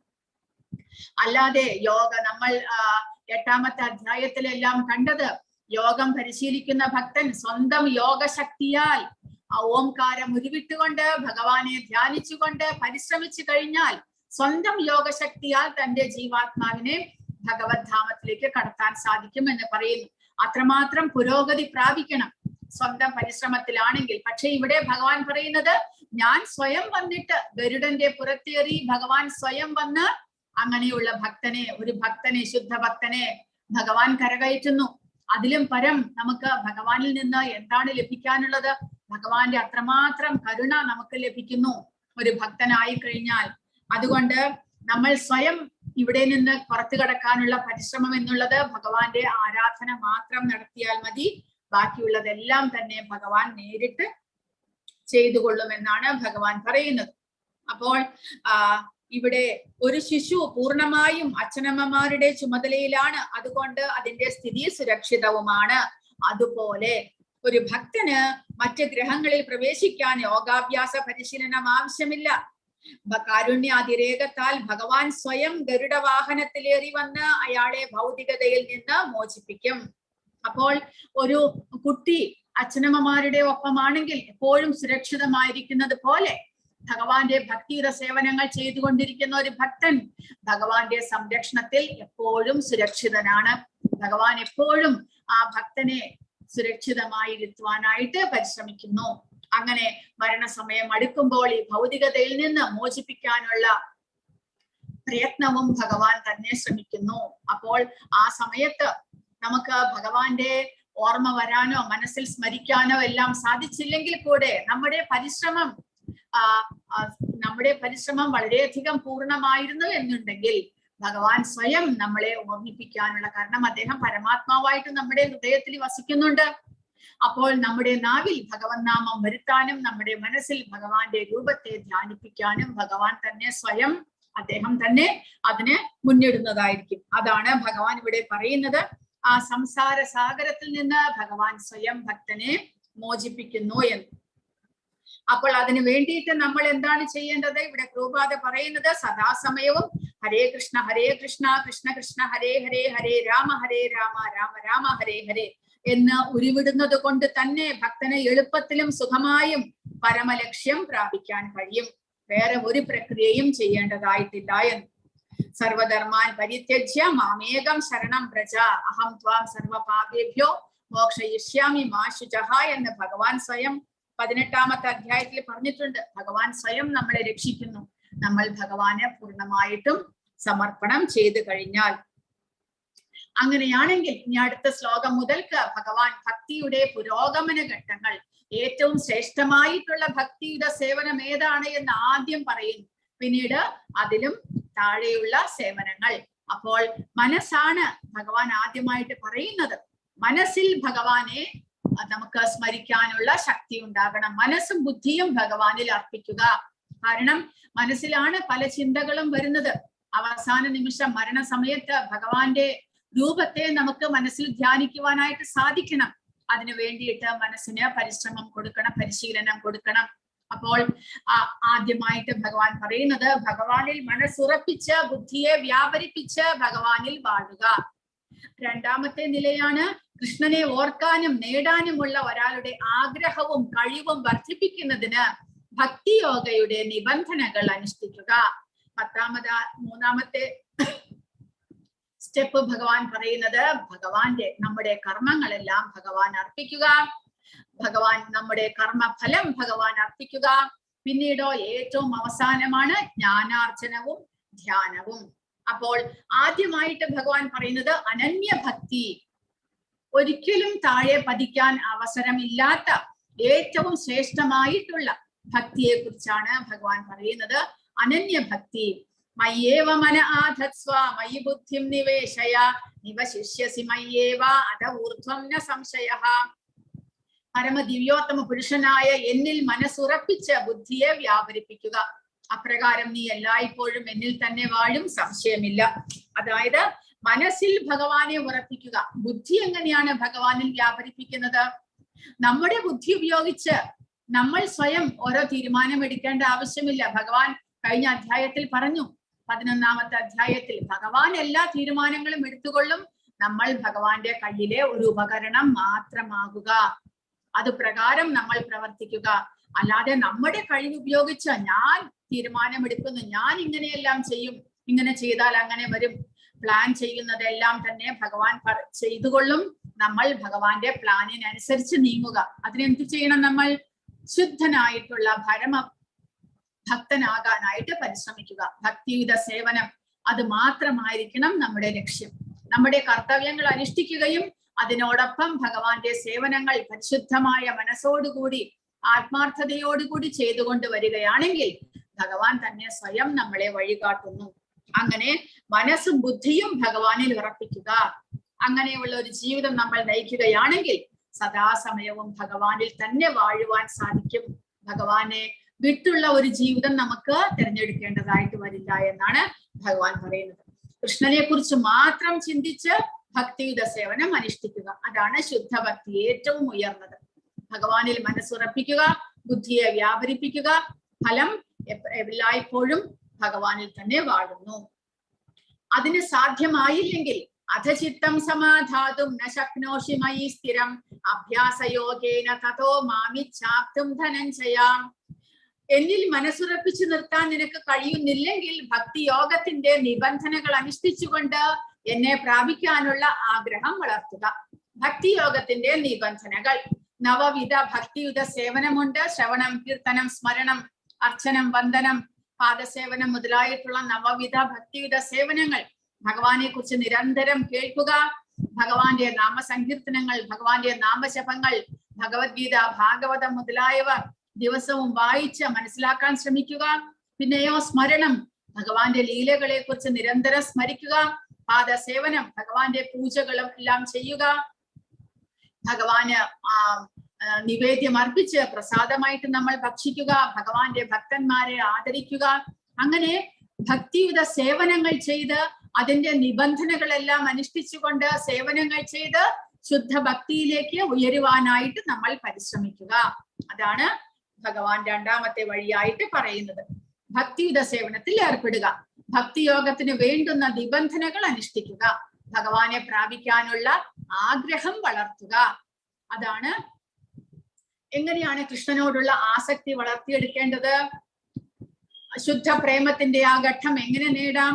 വർത്തമാനകാല ഇന്ദ്രിയങ്ങളോടെ ഭക്തി നിർഭരമായ സേവനം അനുഷ്ഠിക്കുക. ഇപ്പോഴത്തെ നമ്മുടെ ഇന്ദ്രിയങ്ങൾ വെച്ചുകൊണ്ട് നമ്മൾ ഭഗവാന്റെ സേവനങ്ങൾ ചെയ്യുക.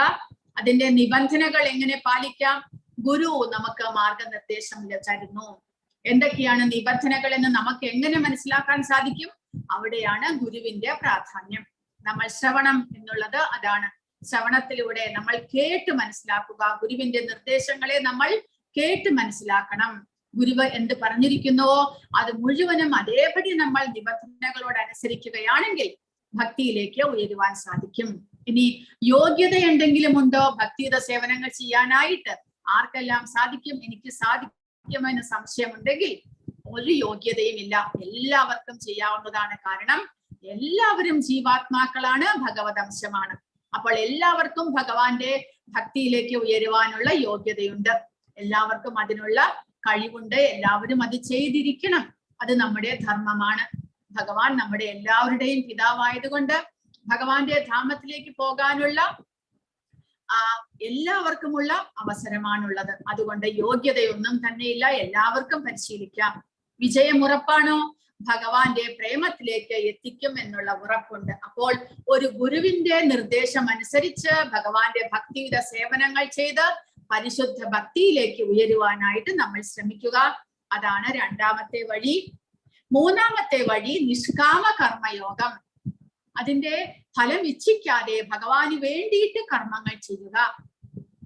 അഭ്യാസേഭ്യ സമർത്ഥോസി മത്കർമ്മ പരമോ ഭവ മദർത്ഥമഭി കർമാണി കുർവൻ സിദ്ധിമവാപ്സ്യസി.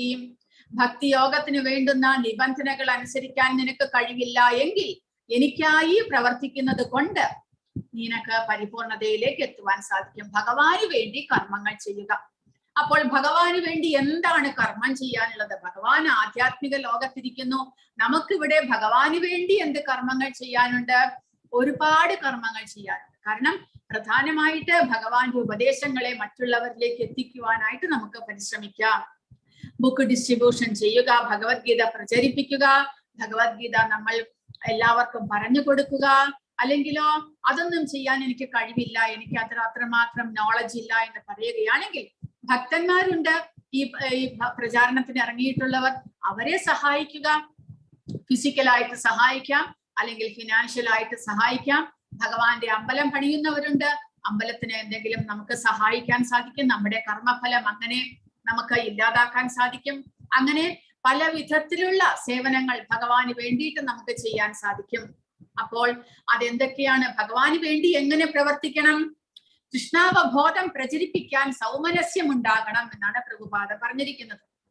മറ്റേതൊരു വ്യവസായവും പോലെ ഓരോ പ്രയത്നത്തിനും ഭൂമി, മൂലധനം, സംഘടന, അധ്വാനം എന്നിവ ആവശ്യമാണ്. അപ്പോൾ കൃഷ്ണാവബോധത്തിനും ഭഗവാന്റെ ഒരു അമ്പലം ആവശ്യമാണ്, അവിടെ ഭക്തന്മാർ ആവശ്യമാണ്. ഭക്തന്മാർക്ക് അവിടെ ചെയ്യാനുള്ള ഒരുപാട് സേവനങ്ങളും ഉണ്ടായിരിക്കും. നമുക്കും നമ്മുടെ ആരോഗ്യവും നമ്മുടെ കഴിവും അനുസരിച്ച് നമുക്കും ആ ഭക്തന്മാരെ സഹായിക്കാനുള്ള സന്മനസ്സുണ്ടാകണം. പല വിധത്തിലും നമുക്ക് ഭക്തന്മാരെ സഹായിക്കാൻ സാധിക്കും. ഒരു ക്ഷേത്രം നിർമ്മിക്കാൻ സഹായിക്കാം, പുസ്തക പ്രസിദ്ധീകരണത്തിൽ സഹായിക്കാം. അങ്ങനെ നമ്മുടെ കർമ്മഫലങ്ങൾ അല്ലെങ്കിൽ നമ്മുടെ ശാരീരികമായിട്ടുള്ള സഹായം നമുക്ക് ചെയ്യാൻ സാധിക്കുമെങ്കിൽ അതുവഴി നമുക്ക് ഭക്തിയിലേക്ക്, അല്ലെങ്കിൽ നിഷ്കാമമായിട്ടുള്ള കർമ്മമാണത്, അതുവഴി നമുക്ക് പരിശുദ്ധരാകാനായിട്ട് സാധിക്കുന്നു. തന്റെ കർമ്മഫലങ്ങൾ ഉപേക്ഷിക്കാൻ സാധിക്കാത്ത പക്ഷം അയാൾക്ക് അതിലൊരു ചെറിയ ശതമാനമെങ്കിലും കൃഷ്ണാവബോധം പ്രചരിപ്പിക്കുന്നതിനായിട്ട് ചെലവാക്കാവുന്നതാണ്. അപ്പോൾ നമ്മൾ പറയും, നമ്മൾ ചെയ്യുന്ന കർമ്മത്തിന്റെ ഫലം നമ്മുടെ ചെലവിനേക്കായിട്ട് വേണ്ടി വരുമെന്ന് പറയുകയാണെങ്കിൽ 100% നമുക്ക് കൊടുക്കാൻ സാധിക്കുകയില്ല, ശരിയാണ്. പക്ഷെ 1% നമുക്ക് കൊടുക്കാം ഭഗവാന്റെ അമ്പലം പണിയാനും ഭക്തന്മാർക്കുള്ള ചെലവിനും വേണ്ടിയിട്ട്. അങ്ങനെയാണെങ്കിലും നമുക്ക് കൃഷ്ണാവബോധം പ്രചരിപ്പിക്കാനുള്ള അവസരം ഉണ്ടാകുന്നു. അതാണ് മൂന്നാമത്തെ വഴിയായിട്ട് ഭഗവാൻ പറയുന്നത്. ഇനി അതും ചെയ്യാൻ സാധിച്ചില്ലെങ്കിലോ, അഥൈതദപ്യശക്തോസി കർത്തും മതിയോഗമാശ്രിതഃ സർവകർമ്മഫലത്യാഗം തതഃ കുരുയതാത്മവാൻ. അതും ചെയ്യാൻ സാധിച്ചില്ല എന്നുണ്ടെങ്കിൽ, എന്നെ കുറിച്ചുള്ള ഈ ബോധത്തോടെ പ്രവർത്തിക്കുവാൻ നിനക്ക് കഴിയുന്നില്ല എങ്കിൽ സർവകർമ്മഫലങ്ങളെയും ത്യജിച്ച് ആത്മസ്ഥിതനായി തീരാനായിട്ട് ശ്രമിക്കുക. അങ്ങനെയും സാധിച്ചില്ല എന്നുണ്ടെങ്കിൽ എന്ത് ചെയ്യണം? ഭക്തനാകുവാനേ സാധിക്കുന്നില്ല. അങ്ങനെയാണെങ്കിൽ കർമ്മഫലങ്ങൾ ഇങ്ങനെ കൂട്ടി കൂട്ടി കൂട്ടി വെക്കുന്നതിന് പകരം അതിനെ ത്യജിക്കുവാൻ ശ്രമിക്കുക. കാരണം നമ്മൾ സമ്പാദിച്ച് വെക്കുന്നത് ഇത് എന്റേതാണ് എന്നുള്ള മനസ്ഥിതിയോടുകൂടിയാണ്. ഞാനാണ് ഇത്രയും കഷ്ടപ്പെട്ട് ജോലി ചെയ്തിട്ട് ഞാൻ സമ്പാദിച്ചതാണ് ഇതെല്ലാം എന്ന് പറഞ്ഞുകൊണ്ട് നമ്മൾ സമ്പാദ്യങ്ങൾ ഇങ്ങനെ സമ്പാദിച്ച് കൂട്ടുമ്പോൾ അതിന്റെ കർമ്മഫലം സുഖദുഃഖങ്ങളായിട്ട് നമുക്ക് അനുഭവിക്കേണ്ടതായിട്ട് വരും. ആ കർമ്മഫലങ്ങൾ ഇങ്ങനെ കൂട്ടി വെക്കുമ്പോൾ അത് നമ്മൾ ഭഗവാന് വേണ്ടി ചെലവഴിച്ചില്ല എന്നുണ്ടെങ്കിൽ, അല്ലെങ്കിൽ നല്ല കാര്യങ്ങൾക്കായിട്ട് ചെലവഴിച്ചില്ല എന്നുണ്ടെങ്കിൽ എന്ത് സംഭവിക്കുന്നു? അതുമൂലം നമ്മൾ ആ കർമ്മഫലം മൂലം സുഖദുഃഖങ്ങൾ നമ്മൾ അനുഭവിക്കേണ്ടതായിട്ട് വരും. കാരണം അത് നമ്മുടേതാണ് എന്നുള്ള മനസ്ഥിതിയാണ് നമ്മുടെ ഉള്ളിലുള്ളത്. അപ്പോൾ എന്റേത് എന്നുള്ള ആ സ്വാർത്ഥത ഇല്ലാതാക്കാൻ വേണ്ടിയിട്ട് അതിനെ ത്യജിക്കാൻ പറയുന്നു ഭഗവാൻ. കാരണം എങ്ങനെ ത്യജിക്കണം? ഏതെങ്കിലും ഒരു സാമൂഹികമായിട്ടുള്ള നല്ല പ്രവർത്തനത്തിനായിക്കൊണ്ട് ചെലവഴിക്കുക. ഒരു ആശുപത്രി പണിയാൻ, ഒരു സ്കൂൾ പണിയാൻ, അനാഥാലയം പണിയാനായിട്ട് നമ്മൾ ചാരിറ്റി ആയിട്ട് കൊടുക്കാറുണ്ട്. അങ്ങനെ നമ്മുടെ കർമ്മഫലത്തെ നമ്മൾ അങ്ങനെ മനസ്സോടുകൂടി സന്തോഷത്തോടു കൂടി കൊടുക്കുമ്പോൾ എന്ത് സംഭവിക്കുന്നു? ആ കൂട്ടിവെച്ചിരിക്കുന്ന നമ്മുടെ കർമ്മഫലം നമ്മിൽ നിന്ന് പോയി പോകുന്നു. ഇല്ല എന്നുണ്ടെങ്കിലോ അത് എന്റേതാണ് എന്നുള്ള മനസ്ഥിതിയോടുകൂടി നമ്മൾ കൂട്ടിവെക്കുമ്പോൾ അതിന്റെ കർമ്മഫലം നമ്മൾ അനുഭവിക്കേണ്ടതായിട്ട് വരും. അത് നമ്മളെ പരിശുദ്ധരാകുന്നതിൽ നിന്ന് തടയുന്നു. അത് കാമ്യകർമ്മമായിട്ട് മാറുന്നു. അത് നമ്മളെ പരിശുദ്ധരാകുന്നതിൽ നിന്ന് തടയുന്നു. നേരെ മറിച്ച് നമ്മളത് നിഷ്കാമനായിട്ട് നമ്മൾ ത്യജിക്കാൻ മനസ്സ് കാണിക്കുമ്പോൾ നമ്മൾക്ക് ആ കർമ്മഫലം ഇല്ലാതായി നമ്മൾ പരിശുദ്ധരാകുന്നു. അതിനു വേണ്ടിയിട്ട് അതാണ് ഭഗവാൻ പറഞ്ഞിരിക്കുന്നത്, ആത്മസ്ഥിതനാകാൻ ശ്രമിക്കുക. അതായത് ജീവാത്മാവിന്റെ പരിശുദ്ധിക്ക് വേണ്ടിയിട്ട് ആ കർമ്മഫലത്തെ ഒരു ചാരിറ്റി ആയിട്ട് കൊടുത്ത് അതിനെ ഇല്ലാതാക്കാനായിട്ട് പരിശ്രമിക്കുക എന്ന് പറയുന്നു. അപ്പോൾ ഭഗവാൻ ഇതുവരെ 4 കാര്യങ്ങളെ കുറിച്ച് പറഞ്ഞു. ഒന്ന്, ഭക്തിയുടെ സേവനത്തിൽ ഏർപ്പെടുക, അതിന്റെ നിബന്ധനകളെല്ലാം അനുഷ്ഠിക്കുക. പിന്നെയോ ഭഗവാന് വേണ്ടി പ്രവർത്തിക്കുക. അതും സാധിച്ചില്ലെങ്കിൽ സർവകർമ്മ ഫലങ്ങളെയും ത്യജിച്ച് ആത്മസ്ഥിതനാകുവാനായിട്ട് പരിശ്രമിക്കുക. കൃഷ്ണാവബോധ പ്രവർത്തനങ്ങളിൽ ഒരാൾക്ക് സഹതപിക്കാൻ കഴിയാത്തതിന്റെ കാരണങ്ങൾ സാമൂഹികമോ കുടുംബപരമോ മതപരമോ ആയ പരിഗണനകളോ മറ്റേതെങ്കിലും തടസ്സങ്ങളോ ആകാം. അതുകൊണ്ട് കർമ്മഫലങ്ങളെ ഉപേക്ഷിക്കണം. സഞ്ചിത ഫലങ്ങൾ ഏതെങ്കിലും നല്ല കാര്യത്തിനായിട്ട് ത്യജിക്കുക. സഞ്ചിത ഫലങ്ങൾ എന്ന് പറയുമ്പോൾ നമ്മൾ ഇങ്ങനെ കൂട്ടിക്കൂട്ടി നമ്മുടെ കർമ്മം ചെയ്തതിന്റെ ഫലങ്ങൾ നമ്മൾ കൂട്ടി വെച്ചിരിക്കുന്നത് ഏതെങ്കിലും ഒരു നല്ല കാര്യത്തിനായിട്ട് ചാരിറ്റി ആയിട്ട് നമ്മൾ കൊടുക്കുക. അത് എങ്ങനെ നമ്മളെ സഹായിക്കുന്നു? ഒരാൾ ക്രമേണ അറിവിന്റെ എന്ന് പറഞ്ഞാൽ ജ്ഞാനം സമ്പാദിക്കാനായിട്ട് നമുക്കത് മൂലം സാധിക്കുന്നു. കാരണം നിഷ്കാമ കർമ്മയോഗം നമ്മൾ 3-ാമത്തെ അധ്യായത്തിലെല്ലാം പഠിച്ചത് നിഷ്കാമ കർമ്മങ്ങൾ ചെയ്യുക വഴി നമുക്ക് ആത്മജ്ഞാനം കരസ്ഥമാക്കാനായിട്ട് സാധിക്കുമെന്ന്. അപ്പോൾ എങ്ങനെയാണ് നമ്മൾ ചെലവഴിക്കേണ്ടത്? സാമൂഹിക സേവനം, ദേശീയ സേവനം തുടങ്ങിയവ, ഉദാഹരണം ആശുപത്രികൾ, സാമൂഹിക സ്ഥാപനങ്ങൾ എന്നിവയ്ക്കുള്ള ചാരിറ്റി, കഠിനാധ്വാനം ചെയ്ത ഫലങ്ങളുടെ അത്തരം ത്യാഗങ്ങൾ മനസ്സിനെ ശുദ്ധീകരിക്കുകയും കൃഷ്ണാവബോധം ക്രമേണ മനസ്സിലാക്കുകയും ചെയ്യുന്നു.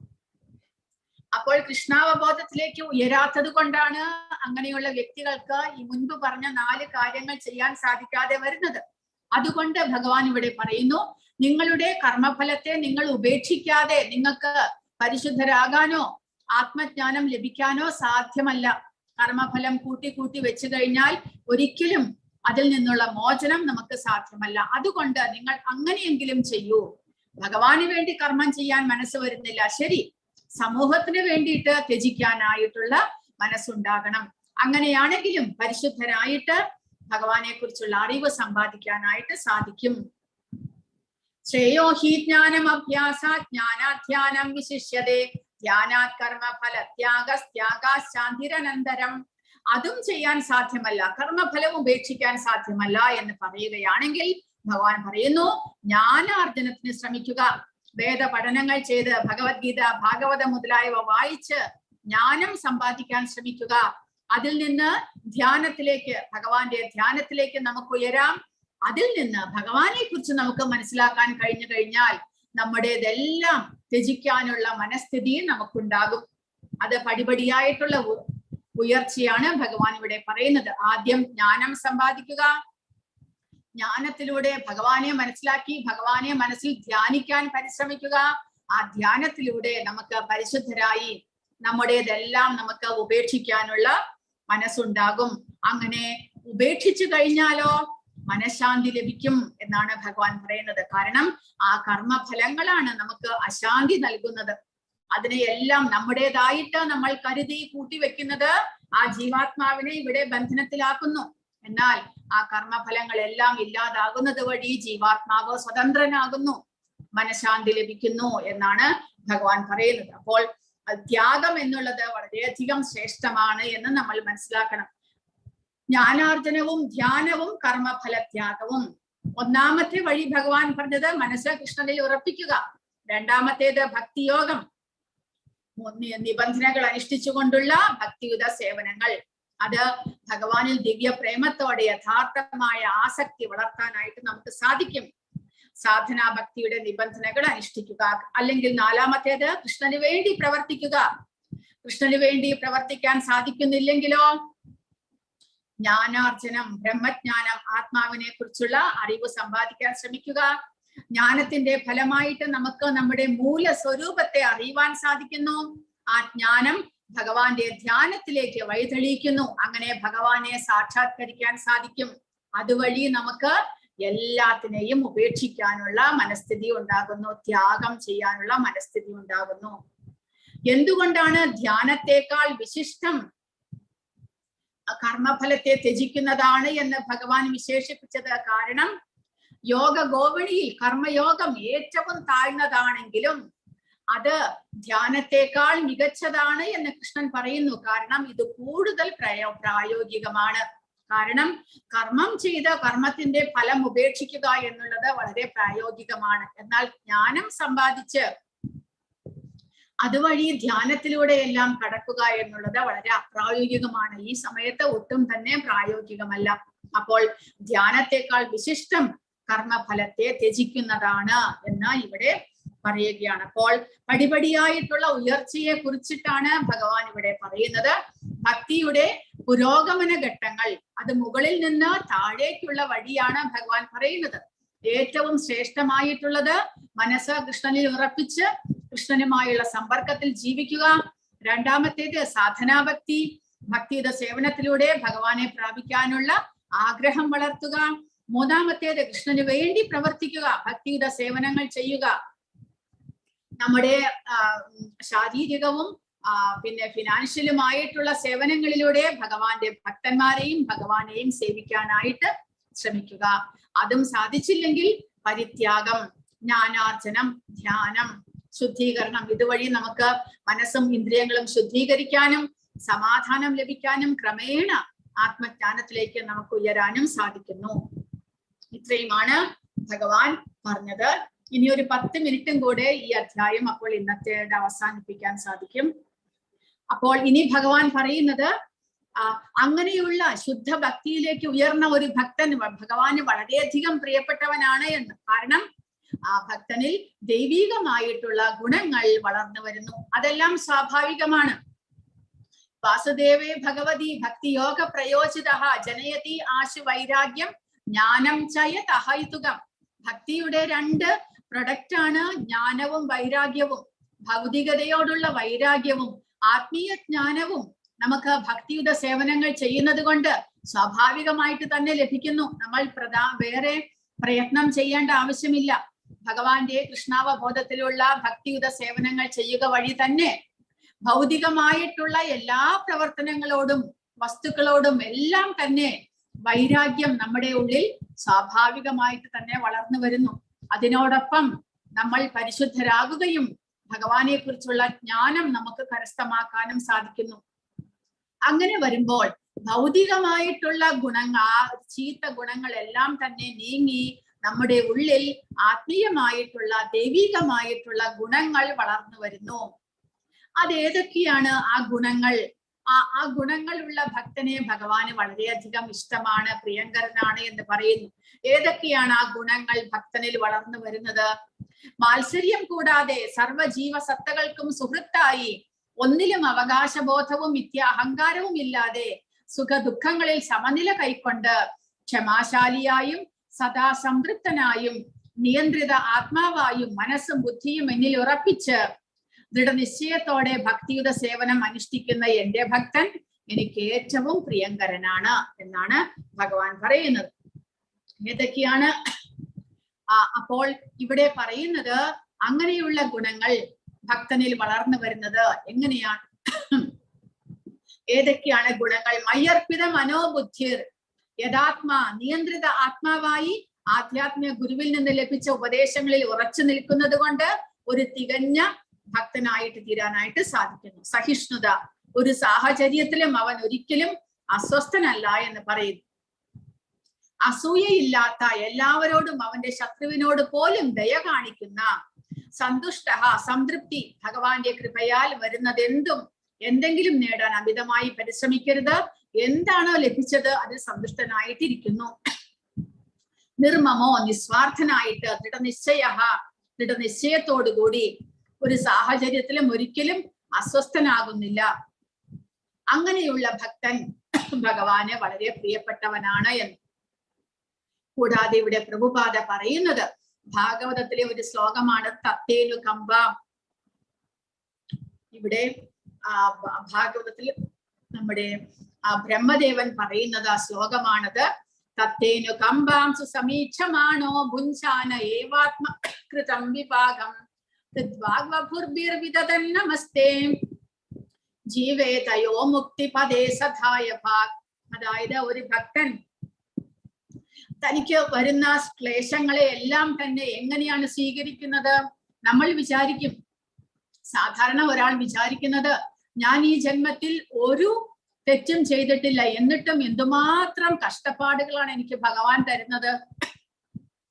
അങ്ങനെയാണ് സാധാരണ ഒരു മനുഷ്യൻ വിചാരിക്കുന്നത്. ഞാൻ എന്തുമാത്രം ഭഗവാന് അമ്പലത്തിൽ പോകുകയും കാശ് കൊടുക്കുകയും എല്ലാം ചെയ്യുന്നുണ്ട്, വഴിപാട് ചെയ്യുന്നു, ഇതെല്ലാം ചെയ്തിട്ടും എനിക്ക് എത്രമാത്രം ദുരിതങ്ങളാണ് വരുന്നത് എന്നാണ് സാധാരണ ഒരു മനുഷ്യൻ വിചാരിക്കുന്നത്.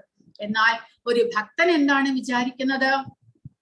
ഞാൻ മുൻ ജന്മങ്ങളിൽ ഒരുപാട് പാപകർമ്മങ്ങൾ ചെയ്തിട്ടുണ്ടാകും, അതിന് ഇത്രമാത്രം ക്ലേശങ്ങൾ അനുഭവിച്ചാൽ പോരാ, എന്നാലും ഭഗവാന്റെ കരുണ മൂലം അദ്ദേഹം എനിക്ക് എന്റെ ക്ലേശങ്ങളെ കുറച്ചു തന്നിരിക്കുന്നു എന്നാണ് ഒരു ഭക്തൻ വിചാരിക്കുക.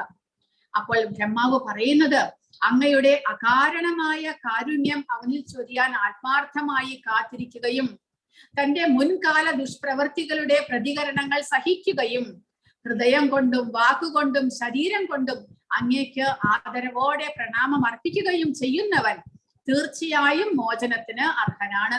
അദ്ദേഹത്തിന്റെ ന്യായമായ അവകാശവാദമായി മാറിയിരിക്കുന്നു. അതായത് അപ്പോൾ ഒരു ഭക്തൻ വിചാരിക്കുന്നത്, ഭഗവാന്റെ കാരുണ്യത്താലാണ് എനിക്ക് എന്റെ ക്ലേശങ്ങളെല്ലാം കുറഞ്ഞു കിട്ടിയിരിക്കുന്നത് എന്നാണ് ഭക്തൻ വിചാരിക്കുന്നത്. എന്താണ് ഭക്തൻ വിചാരിക്കുന്നത്? വിഷമകരമായ സാഹചര്യങ്ങൾക്കിടയിലും അവൻ എപ്പോഴും ശാന്തനും ക്ഷമാശീലനുമാണ്. അവൻ ആരോടും അസൂയപ്പെടുകയോ അവരുടെ പെരുമാറ്റത്തിൽ അസ്വസ്ഥനാകുകയോ അവന്റെ ശത്രുവിന്റെ ശത്രുവായി തീരുകയോ ചെയ്യുന്നില്ല. കാരണം ഭഗവാന്റെ കാരുണ്യമാണ് ഈ തനിക്ക് ഇങ്ങനെ കഷ്ടങ്ങൾ കുറച്ചു കിട്ടിയിരിക്കുന്നത് എന്ന്. അവൻ വിചാരിക്കുന്നത് ഞാൻ ചെയ്തു പോയ തെറ്റുകൾ ഓർക്കുമ്പോൾ ഇതിനേക്കാൾ എത്രയധികം ക്ലേശങ്ങളാണ് എനിക്ക് നേരിടേണ്ടത്. ഭഗവത് കാരുണ്യത്താൽ എനിക്ക് കിട്ടിയ ശിക്ഷ എത്രയോ തുച്ഛമാണ്. അതുകൊണ്ട് ഭക്തൻ അങ്ങനെയാണ് വിചാരിക്കുന്നത്. ഒരാൾ തന്നോട് ദേഷ്യപ്പെടുമ്പോഴോ അല്ലെങ്കിൽ തനിക്ക് വളരെയധികം ദുരിതങ്ങൾ വരുമ്പോഴോ ഭക്തൻ വിചാരിക്കുന്നു, എന്റെ കഴിഞ്ഞ ജന്മത്തിലെ ക്ലേശ പാപകർമ്മത്തിന്റെ ഫലമായിട്ട് എനിക്ക് ലഭിക്കുന്നതാണ്. എങ്കിലും ഭഗവാന്റെ കരുണ മൂലം എല്ലാം കുറച്ച് എന്തോ വലുതായിട്ട് വരാനുള്ളത് ചെറുതായിട്ട് പോയി എന്ന് വിചാരിക്കുന്ന അസ്വസ്ഥനാകാത്ത ഭക്തൻ, എല്ലാവരോടും ഒരേപോലെ സന്തോഷത്തോടു കൂടി പെരുമാറുന്ന ഒരു ഭക്തൻ, ആ ഭക്തൻ ഭഗവാന് വളരെ പ്രിയപ്പെട്ടവനാണ് എന്ന്. യസ്മാനോ ദ്വിജതേ ലോകോ ലോകാനോ ദ്വിജതേ ചയഃ ഹർഷാമർഷ ഭയോദ്വേഗൈർ മുക്തോ യഹ സച മേ പ്രിയഃ. ആരാലാണോ ആർക്കും ബുദ്ധിമുട്ടുകളൊന്നുമില്ലാത്തത്, ആരാണോ ഏതൊരുവനാലും അസ്വസ്ഥനായി തീരാത്തത്, സുഖദുഃഖങ്ങളിലും ഭയോത്കണ്ഠകളിലും സമചിത്തനായിരിക്കുന്നവൻ ആരാണോ, അങ്ങനെയുള്ള എന്റെ ഭക്തൻ എനിക്ക് വളരെ പ്രിയപ്പെട്ടവനാണ്. അതിന് ഉദാഹരണമായിട്ട് ഇവിടെ പ്രഹ്ലാദകുമാരനെ കാണിച്ചിരിക്കുന്നു.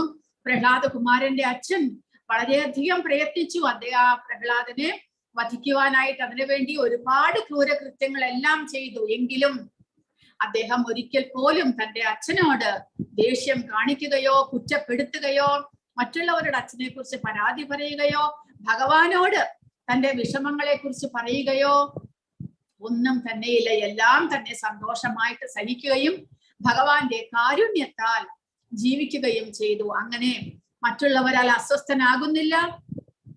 ഭക്തൻ എപ്പോഴും കൃഷ്ണാവബോധത്തിൽ മുഴുകിയിരിക്കുന്നതിനാൽ ഭൗതിക സാഹചര്യങ്ങൾക്ക് അവനെ ചലിപ്പിക്കാൻ കഴിയില്ല. ഏതൊരുവനാലും അസ്വസ്ഥനാകുന്നില്ല. അങ്ങനെയുള്ള ഒരു മനസ്ഥിതി ലഭിക്കുന്നത് ഭഗവാന്റെ അനുഗ്രഹത്താലാണ് എന്ന്. കൂടാതെ ആർക്കും യാതൊരുവിധ ബുദ്ധിമുട്ടുകളും ഭക്തനിൽ നിന്നും ഉണ്ടാകുന്നുമില്ല. എല്ലാവരോടും കനിവുള്ളതിനാകയാൽ അത്തരം ഒരു ഭക്തനിൽ നിന്ന് ആർക്കും ആശങ്കയോ ഭയത്തിനോ അസന്തുഷ്ടിക്കോ ഇടയില്ല എന്ന് പറയുന്നു. അങ്ങനെയുള്ള ഭക്തൻ ഭഗവാന് വളരെ പ്രിയപ്പെട്ടവനാണ്. അനപേക്ഷ ശുചിർദക്ഷ ഉദാസീനോ ഗതവ്യതഃ സർവാരംഭ പരിത്യാഗി യോ മദ്ഭക്തഃ സമേ പ്രിയഃ. സാധാരണ കർമ്മക്രമങ്ങളെ ഒന്നിനെയും ആശ്രയിക്കാത്തവനും വിശുദ്ധനും നിപുണനും ഉത്കണ്ഠ വ്യഥ എന്നിവ ഇല്ലാത്തവനുമായ എന്റെ ഭക്തൻ എനിക്ക് ഏറ്റവും പ്രിയപ്പെട്ടവനാണ്. ഉദാഹരണം, ഭഗവാന്റെ സുഹൃത്ത് കുചേലൻ സുദാമ. എത്രമാത്രം ക്ലേശങ്ങൾ ദാരിദ്ര്യത്തിലാണെങ്കിലും അദ്ദേഹത്തിന് ഒരു ആവലാതിയും ഉണ്ടായിരുന്നില്ല. ആരോടും പരാതി പറയുന്നില്ല. തനിക്ക് ലഭിക്കുന്ന തന്റെ കർത്തവ്യങ്ങൾ അനുഷ്ഠിക്കുകയും തനിക്ക് ലഭിക്കുന്നതിനെ വീട്ടിൽ കൊണ്ടുപോയി കൊടുക്കുകയും ചെയ്യുന്നു. കുട്ടികൾക്കും ഭാര്യയ്ക്കും എല്ലാം കഷ്ടപ്പാടുകളാണ്. എങ്കിലും ആരോടും പരാതി പറയാതെ ഭഗവാന്റെ അടുക്കൽ പോയിട്ട് കൂടെ ഭഗവാനോട് ഒന്നും ചോദിക്കാതെ സന്തോഷത്തോടു കൂടി തിരിച്ചു വന്ന ആ ഭക്തൻ ഭഗവാന്റെ അനുഗ്രഹത്തിന് പാത്രീഭൂതനാകുന്നു. അപ്പോൾ അങ്ങനെയുള്ള ഭക്തൻ ഭഗവാന് വളരെ പ്രിയപ്പെട്ടവനാണ്. യോന ഹൃഷ്യതീന ദ്വേഷ്ടി ന ശോചതി ന കാംക്ഷതി ശുഭാശുഭ പരിത്യാഗി ഭക്തിമാൻ യഹ സമേ പ്രിയഃ. സന്തോഷിക്കുകയോ ദ്വേഷിക്കുകയോ ദുഃഖിക്കുകയോ ആഗ്രഹിക്കുകയോ ചെയ്യാത്തവനും ശുഭങ്ങളെയും അശുഭങ്ങളെയും ത്യജിച്ചവനുമായ ഭക്തൻ എനിക്ക് അത്യന്തം പ്രിയനാണ്. ഇവിടെ വീണ്ടും പ്രഹ്ലാദകുമാരനെ കാണിച്ചിരിക്കുന്നു. ആ ആനയെ കൊണ്ട് ചവിട്ടിപ്പിക്കാനും പിന്നീട് സർപ്പങ്ങളുടെ ഇടയിൽ ഇടുവാനും അങ്ങനെ ഒരുപാട് ക്രൂരകൃത്യങ്ങളാണ് പ്രഹ്ലാദന്റെ അച്ഛൻ ചെയ്തത്. എന്നാലും സന്തോഷിക്കുകയുമില്ല ദുഃഖിക്കുകയുമില്ല. എല്ലാത്തിനോടും സമഭാവനയോടുകൂടി പ്രവർത്തിച്ച ആ പ്രഹ്ലാദകുമാരൻ.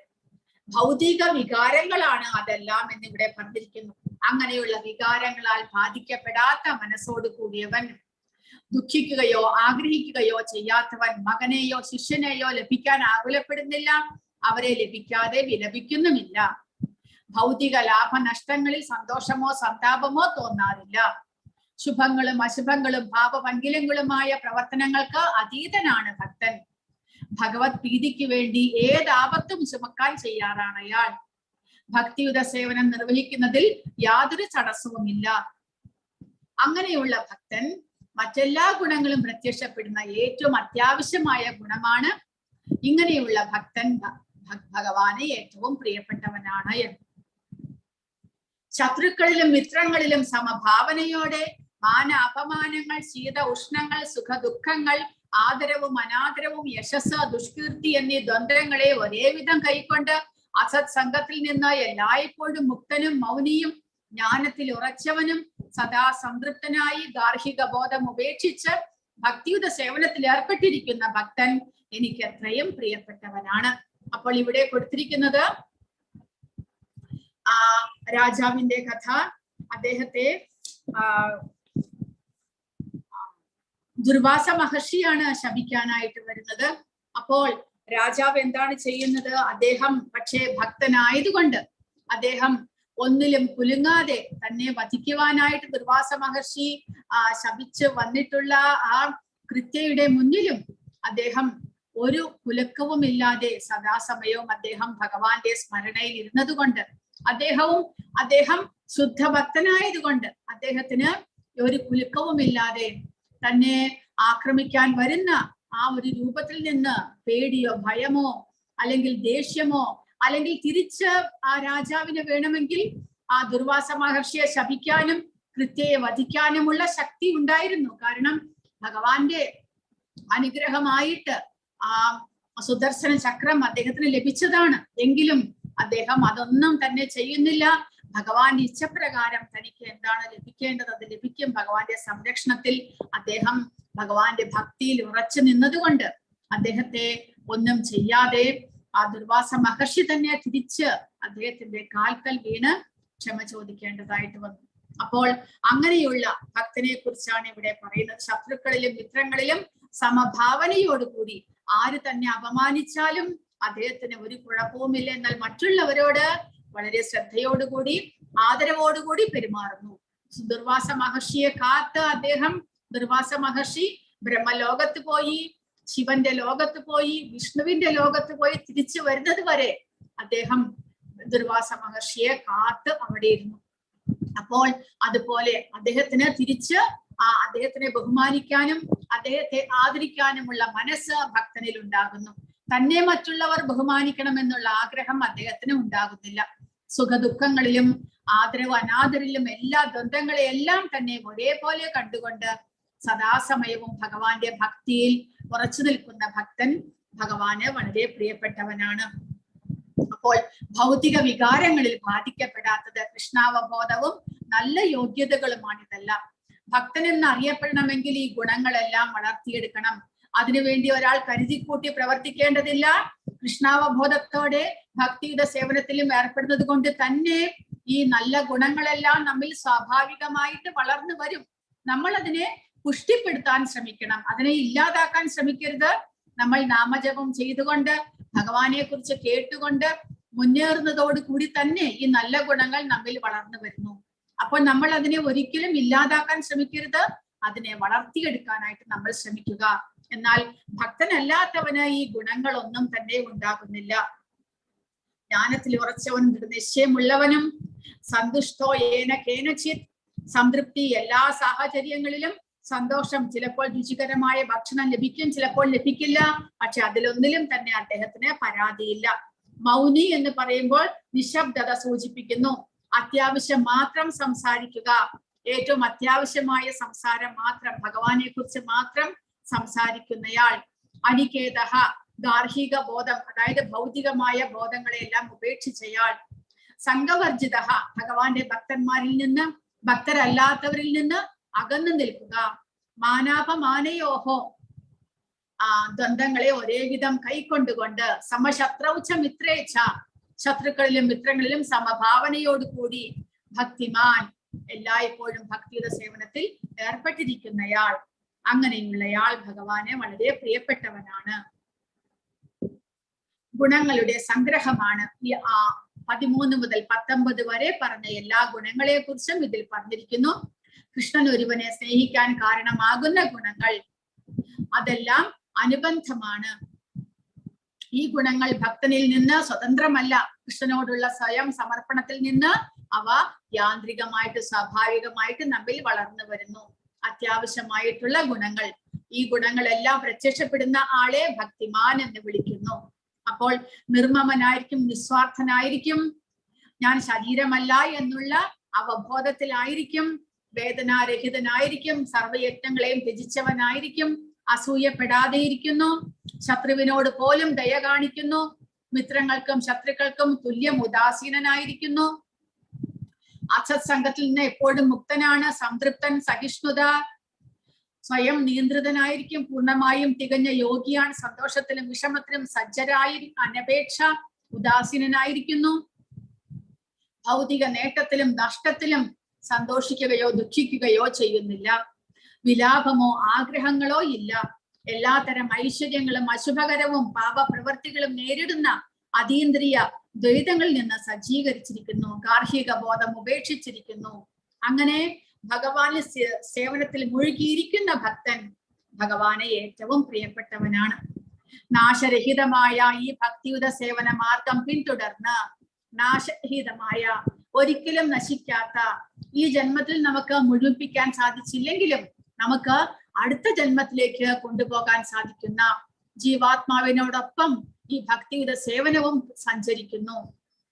എത്രമാത്രം ഈ ജന്മത്തിൽ ജീവാത്മാവ് പരിശുദ്ധനായോ അതിന്റെ തുടർച്ചയായിട്ട് അടുത്ത ജന്മത്തിൽ ജീവാത്മാവിനെ ഒരു നല്ല ശുചീനാം ശ്രീമതാം ഗേഹേ, ഒരു നല്ല ഗൃഹത്തിൽ പിറക്കുവാനും അതനുസരിച്ച് കൂടുതൽ ഭക്തിയുടെ സേവനങ്ങൾ ചെയ്യാനുമുള്ള അവസരം ആ ജീവാത്മാവിന് ലഭിക്കുന്നു. അതുകൊണ്ട് ഇത് ഭക്തിയുടെ സേവനം എന്നുള്ളത് നാശരഹിതം എന്ന് പറയുന്നു. എന്നെ പരമലക്ഷ്യമാക്കിക്കൊണ്ട് വിശ്വാസത്തോടു കൂടി പൂർണ്ണമായും എന്നിൽ മുഴുകുന്നവൻ എനിക്ക് ഏറ്റവും പ്രിയപ്പെട്ടവരാണ്. അപ്പോൾ ഭഗവാന് ഏറ്റവും പ്രിയപ്പെട്ടവനാകാനുള്ള ഒരേ ഒരു മാർഗം പരിശുദ്ധമായിട്ടുള്ള ഭക്തിയുത സേവനങ്ങൾ കൊണ്ട് ഭഗവാനെ സേവിക്കുകയാണ്. ശ്രവണം, കീർത്തനം, സ്മരണം, പാദസേവനം, അർച്ചനം, വന്ദനം, ദാസ്യം, സഖ്യം, ആത്മനിവേദനം. അവസാനം ആ ഭഗവാനിൽ പൂർണ്ണമായിട്ടും ശരണാഗതനാകാനുള്ള ആ വഴിയിലേക്ക് നമ്മൾ എത്തിച്ചേരണം. അതിനുള്ള ആദ്യത്തെ പടിയാണ് ഭഗവാനെ കുറിച്ച് കേൾക്കുക, ഭഗവാന്റെ നാമജപം ചെയ്യുക, ഭഗവാനെ സ്മരിക്കുക, ഭഗവാന്റെ സേവനങ്ങൾ ചെയ്ത് പരിശുദ്ധരാകാനായിട്ട് നമ്മൾ പരിശ്രമിക്കുക. കൃഷ്ണൻ ഏറ്റവും പ്രിയപ്പെട്ടവർ ഭഗവാനെ പരമലക്ഷ്യമാക്കിയവരാണ്. നാശരഹിതമായ ഈ ഭക്തിയുത സേവന മാർഗം പിന്തുടരുന്ന് ഭഗവാനെ പരമലക്ഷ്യമാക്കിക്കൊണ്ട് വിശ്വാസത്തോടുകൂടി ഭഗവാനിൽ പൂർണ്ണമായിട്ട് മുഴുകുന്നവർ, അവർക്ക് ഭഗവാന്റെ പരമധാമത്തിലേക്ക് പോകാൻ സാധിക്കുന്നു. അങ്ങനെയുള്ള ഭക്തന്മാർ ഭഗവാന് വളരെയധികം പ്രിയപ്പെട്ടവരാണ് എന്ന്. ഭക്തിപൂർവം ചെയ്യുന്ന ഭഗവത് സേവനമാണ് ആത്മസാക്ഷാത്കാരത്തിന് ഉതകുന്ന പ്രക്രിയകളിൽ വെച്ച് ശ്രേഷ്ഠം എന്ന് ഉള്ളതിന് സംശയമില്ല എന്ന് കൃഷ്ണൻ സ്പഷ്ടമാക്കുന്നു. അതെങ്ങനെയാണ് നമുക്ക് സാധ്യമാകുക എന്ന് പ്രഭുപാദ ഈ വ്യാഖ്യാനത്തിൽ പറഞ്ഞിരിക്കുന്നു. സജ്ജന സഹവാസത്താൽ ഒരാൾക്ക് ഭക്തിപൂർവമായ സേവനത്തിൽ താല്പര്യമുണ്ടാകുന്നു. അങ്ങനെ ഒരു ആധ്യാത്മിക ആചാര്യനെ സമീപിച്ച് അദ്ദേഹത്തിൽ നിന്ന് ശ്രവിക്കാനും അതോടൊപ്പം ജപിക്കാനും വിധിക്കപ്പെട്ട നിബന്ധനകൾക്ക് വഴങ്ങി ശ്രദ്ധ, ആസക്തി, ഭക്തി എന്നിവകളോടെ സേവന പ്രവർത്തനത്തിൽ ഏർപ്പെടാനും കഴിയുന്നതാണ്. ഈ മാർഗമാണ് ഈ അധ്യായത്തിൽ ശുപാർശ ചെയ്യപ്പെടുന്നത്. അതുകൊണ്ട് പരമപുരുഷനെ പ്രാപിക്കുന്നതിനും ആത്മസാക്ഷാത്കാരത്തിനുമുള്ള ഒരേ ഒരു നിരപേക്ഷമായ മാർഗം ഭക്തിയുത സേവനമാണ് എന്നതിന് സംശയമില്ല. അങ്ങനെ അതിനു വേണ്ടിയിട്ട് നമ്മൾ ഒരു ആചാര്യന്റെ നിർദ്ദേശം അനുസരിച്ച് പ്രവർത്തിക്കേണ്ടതാണ്. അല്ലാതെ ഭൗതികതയിൽ മുഴുകിക്കിടക്കുന്ന നമുക്ക് എങ്ങനെയാണ് ഭഗവാനെ പ്രാപിക്കുക എന്നുള്ളത് സ്വയം മനസ്സിലാക്കാനുള്ള കഴിവില്ല. അതുകൊണ്ട് നമ്മൾ ഒരാചാര്യന്റെ നിർദ്ദേശത്തെ അതേപടി സ്വീകരിച്ച് അതേ വഴി പിന്തുടർന്ന് നമുക്ക് ഭഗവാന്റെ ഭക്തിയുത സേവനത്തിലേക്ക് മുന്നേറാകുന്നതാണ്. അങ്ങനെ ഭഗവാനെ പ്രാപിക്കാനായിട്ട് സാധിക്കും. അല്ലാതെ നമ്മൾ ഒരിക്കലും നമ്മുടെ സ്വന്തം ബലത്തിൽ അല്ലെങ്കിൽ നമ്മുടെ സ്വന്തം ബുദ്ധിയിൽ ഒരിക്കലും തന്നെ നമ്മൾ വിശ്വസിക്കരുത്. പിന്നെയോ ഭഗവാൻ പറഞ്ഞിരിക്കുന്നത് മനസ്സും ബുദ്ധിയും ഭഗവാനിൽ അർപ്പിക്കൂ, ഭഗവാൻ നിയന്ത്രിക്കും. ഭഗവാൻ നിയന്ത്രിച്ച് ഭഗവാനിലേക്ക് എത്താനുള്ള വഴി നമുക്ക് കാണിച്ചു തരുന്നു. അതുകൊണ്ട് ഭഗവാനെ പൂർണ്ണമായിട്ടും എല്ലാം തന്നെ ഭഗവാനിൽ അർപ്പിക്കാനായിട്ട് ശ്രമിക്കുക. അപ്പോൾ അതിനു വേണ്ടിയിട്ട് പ്രഭുപാദ ഇവിടെ പറയുന്നത്, കൃഷ്ണാവബോധം നേടി പവിത്രമായ ഭഗവത് ഭക്തി സേവനത്തിൽ ഏർപ്പെടാൻ ആഗ്രഹം ഉദിച്ചാൽ ആത്മസാക്ഷാത്കാരത്തിലേക്ക് ഇങ്ങനെ പടിപടിയായിട്ട് മുന്നേറേണ്ടതില്ല. നേരിട്ട് കൃഷ്ണാവബോധത്തിലൂടെ നമുക്ക് മുന്നേറാൻ സാധിക്കും. അതിനുള്ള വഴി ഭഗവാൻ പറഞ്ഞു തന്നിട്ടുണ്ട്. അപ്പോൾ പ്രഭുപാദരുടെ നിർദ്ദേശങ്ങൾ അനുസരിച്ച് ക്രമേണ ഭക്തിയിലേക്ക് ഉയരാനുള്ള വഴി ഭഗവത്പാദ പറഞ്ഞു തന്നിരിക്കുന്നു. ശ്രവണം, കീർത്തനം, സ്മരണം മുതലായിട്ടുള്ള വഴികൾ, ഭഗവാന്റെ നാമജപം ചെയ്യുക, ഭഗവാനെ കുറിച്ച് നിരന്തരം കേൾക്കുക, ഭാഗവതവും ഭഗവത്ഗീതയും വായിച്ച് മനസ്സിലാക്കാൻ ശ്രമിക്കുക. പിന്നെയോ ഭഗവാൻ അർപ്പിച്ച നിവേദ്യം പ്രസാദമായിട്ട് നമ്മൾ സേവിക്കുക. ഇത്രയും കാര്യങ്ങൾ ചെയ്തു കഴിഞ്ഞാൽ നമുക്ക് പരിശുദ്ധരാകാൻ സാധിക്കും. അതിനു വേണ്ടിയിട്ട് എല്ലാവരും പരിശ്രമിക്കണം. ഹരേ കൃഷ്ണ. ഇത്രയുമാണ് ഇന്നത്തെ 12ാമത്തെ അധ്യായത്തിൽ പറഞ്ഞിരിക്കുന്നത്. ഇതോടുകൂടി ഭക്തി യോഗത്തിന്റെ അധ്യായങ്ങൾ കഴിയുന്നു. ഇനി അടുത്ത അധ്യായം ഭഗവാൻ ജ്ഞാനം ലഭിക്കാനുള്ള വഴിയെ കുറിച്ചാണ് പറയുന്നത്. ജ്ഞാനയോഗമാണ്.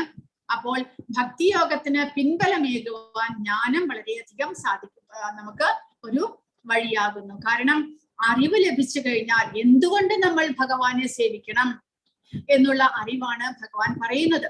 അതായത് നമ്മൾ ജീവാത്മാക്കളാണെങ്കിലും ഭഗവതംശമാണെങ്കിലും ഈ ഭൗതിക പ്രപഞ്ചത്തിൽ വീഴാൻ കാരണം എന്താണ്? എന്തുകൊണ്ട് നമ്മൾ എങ്ങനെ ഇവിടെ ബന്ധനത്തിലാക്കപ്പെടുന്നു? ഭൗതിക പ്രകൃതി നമ്മളെ എങ്ങനെ ബന്ധനത്തിലാക്കുന്നു? ആ ജീവാത്മാവ്, ബന്ധനത്തിലാക്കപ്പെട്ട ജീവാത്മാവ് എങ്ങനെയാണ് കൂടുതൽ ഈ ഭൗതിക പ്രപഞ്ചത്തിൽ തന്നെ ജീവിച്ചു പോകുന്നത്? എന്തുകൊണ്ട് മോചിതരാകുന്നില്ല? ഭഗവാനെ പ്രാപിക്കേണ്ടതിന്റെ ആവശ്യം എന്താണ്? ഇതെല്ലാം തന്നെ ആധ്യാത്മിക ജ്ഞാനമാണ്. ആ ജ്ഞാനം കരസ്ഥമാക്കി കഴിഞ്ഞാൽ നമുക്ക് ഭഗവാന്റെ ഭക്തിയിലേക്ക് ദൃഢവിശ്വാസം കൂടുന്നു. ദൃഢനിശ്ചയത്തോടുകൂടി ഭഗവാനെ സേവിക്കാനുള്ള ആഗ്രഹം നമുക്കുണ്ടാകുന്നു. കാരണം നമുക്ക് അറിവ് ലഭിച്ചു കഴിഞ്ഞിരിക്കുന്നു. അറിവിലൂടെ നമുക്ക് ഭക്തിയിലേക്ക് കൂടുതൽ ഉയരാൻ സാധിക്കും. അറിവില്ലാതെ നമ്മൾ ഭക്തിയുടെ സേവനങ്ങൾ ചെയ്യുന്നത് വ്യർത്ഥമാണ്. കാരണം ഭഗവാനെ അറിഞ്ഞുകൊണ്ട് നമ്മൾ ഭഗവാനെ സേവിക്കുന്നതാണ് ശ്രേഷ്ഠമായിട്ടുള്ളത്. അപ്പോൾ നമ്മൾ ഒരിക്കലും തന്നെ ആ വഴിയിൽ നിന്ന് തെറ്റിപ്പോകില്ല. അറിവില്ലെങ്കിലോ നമ്മൾ വേറെ ആരെങ്കിലും എന്തെങ്കിലും പറഞ്ഞു കഴിഞ്ഞാൽ അതാണ് ശരിയെന്ന് പറഞ്ഞുകൊണ്ട് നമ്മൾ അങ്ങോട്ടേക്ക് പോകും. നേരെ മറിച്ച് ഭഗവത്ഗീതയിലൂടെ ഭഗവാൻ പറഞ്ഞു തന്ന ഉപദേശങ്ങളെ നമ്മൾ ശരിയായിട്ട് മനസ്സിലാക്കി കഴിഞ്ഞാൽ ഒരിക്കലും നമ്മൾ ഈ വഴിയിൽ നിന്ന് പിന്മാറുകയില്ല. നമ്മളെ വേറൊരാൾക്കും തന്നെ വഴി തെറ്റിക്കാനും സാധ്യമാകുകയില്ല. അതുകൊണ്ട് അവസാനത്തെ 6 അധ്യായങ്ങളും വളരെയധികം പ്രാധാന്യമുള്ളതാണ്. ശരിയായിട്ടുള്ള ജ്ഞാനയോഗത്തെ ഭഗവാൻ നമുക്ക് പറഞ്ഞു തരുന്നു. അതും പടിപടിയായിട്ട് ക്രമേണ ഓരോ പോയിന്റും ഭഗവാൻ നമുക്ക് വിശദീകരിച്ച് തരികയാണ്. വളരെ പ്രാധാന്യമുള്ള അധ്യായങ്ങളാണ്.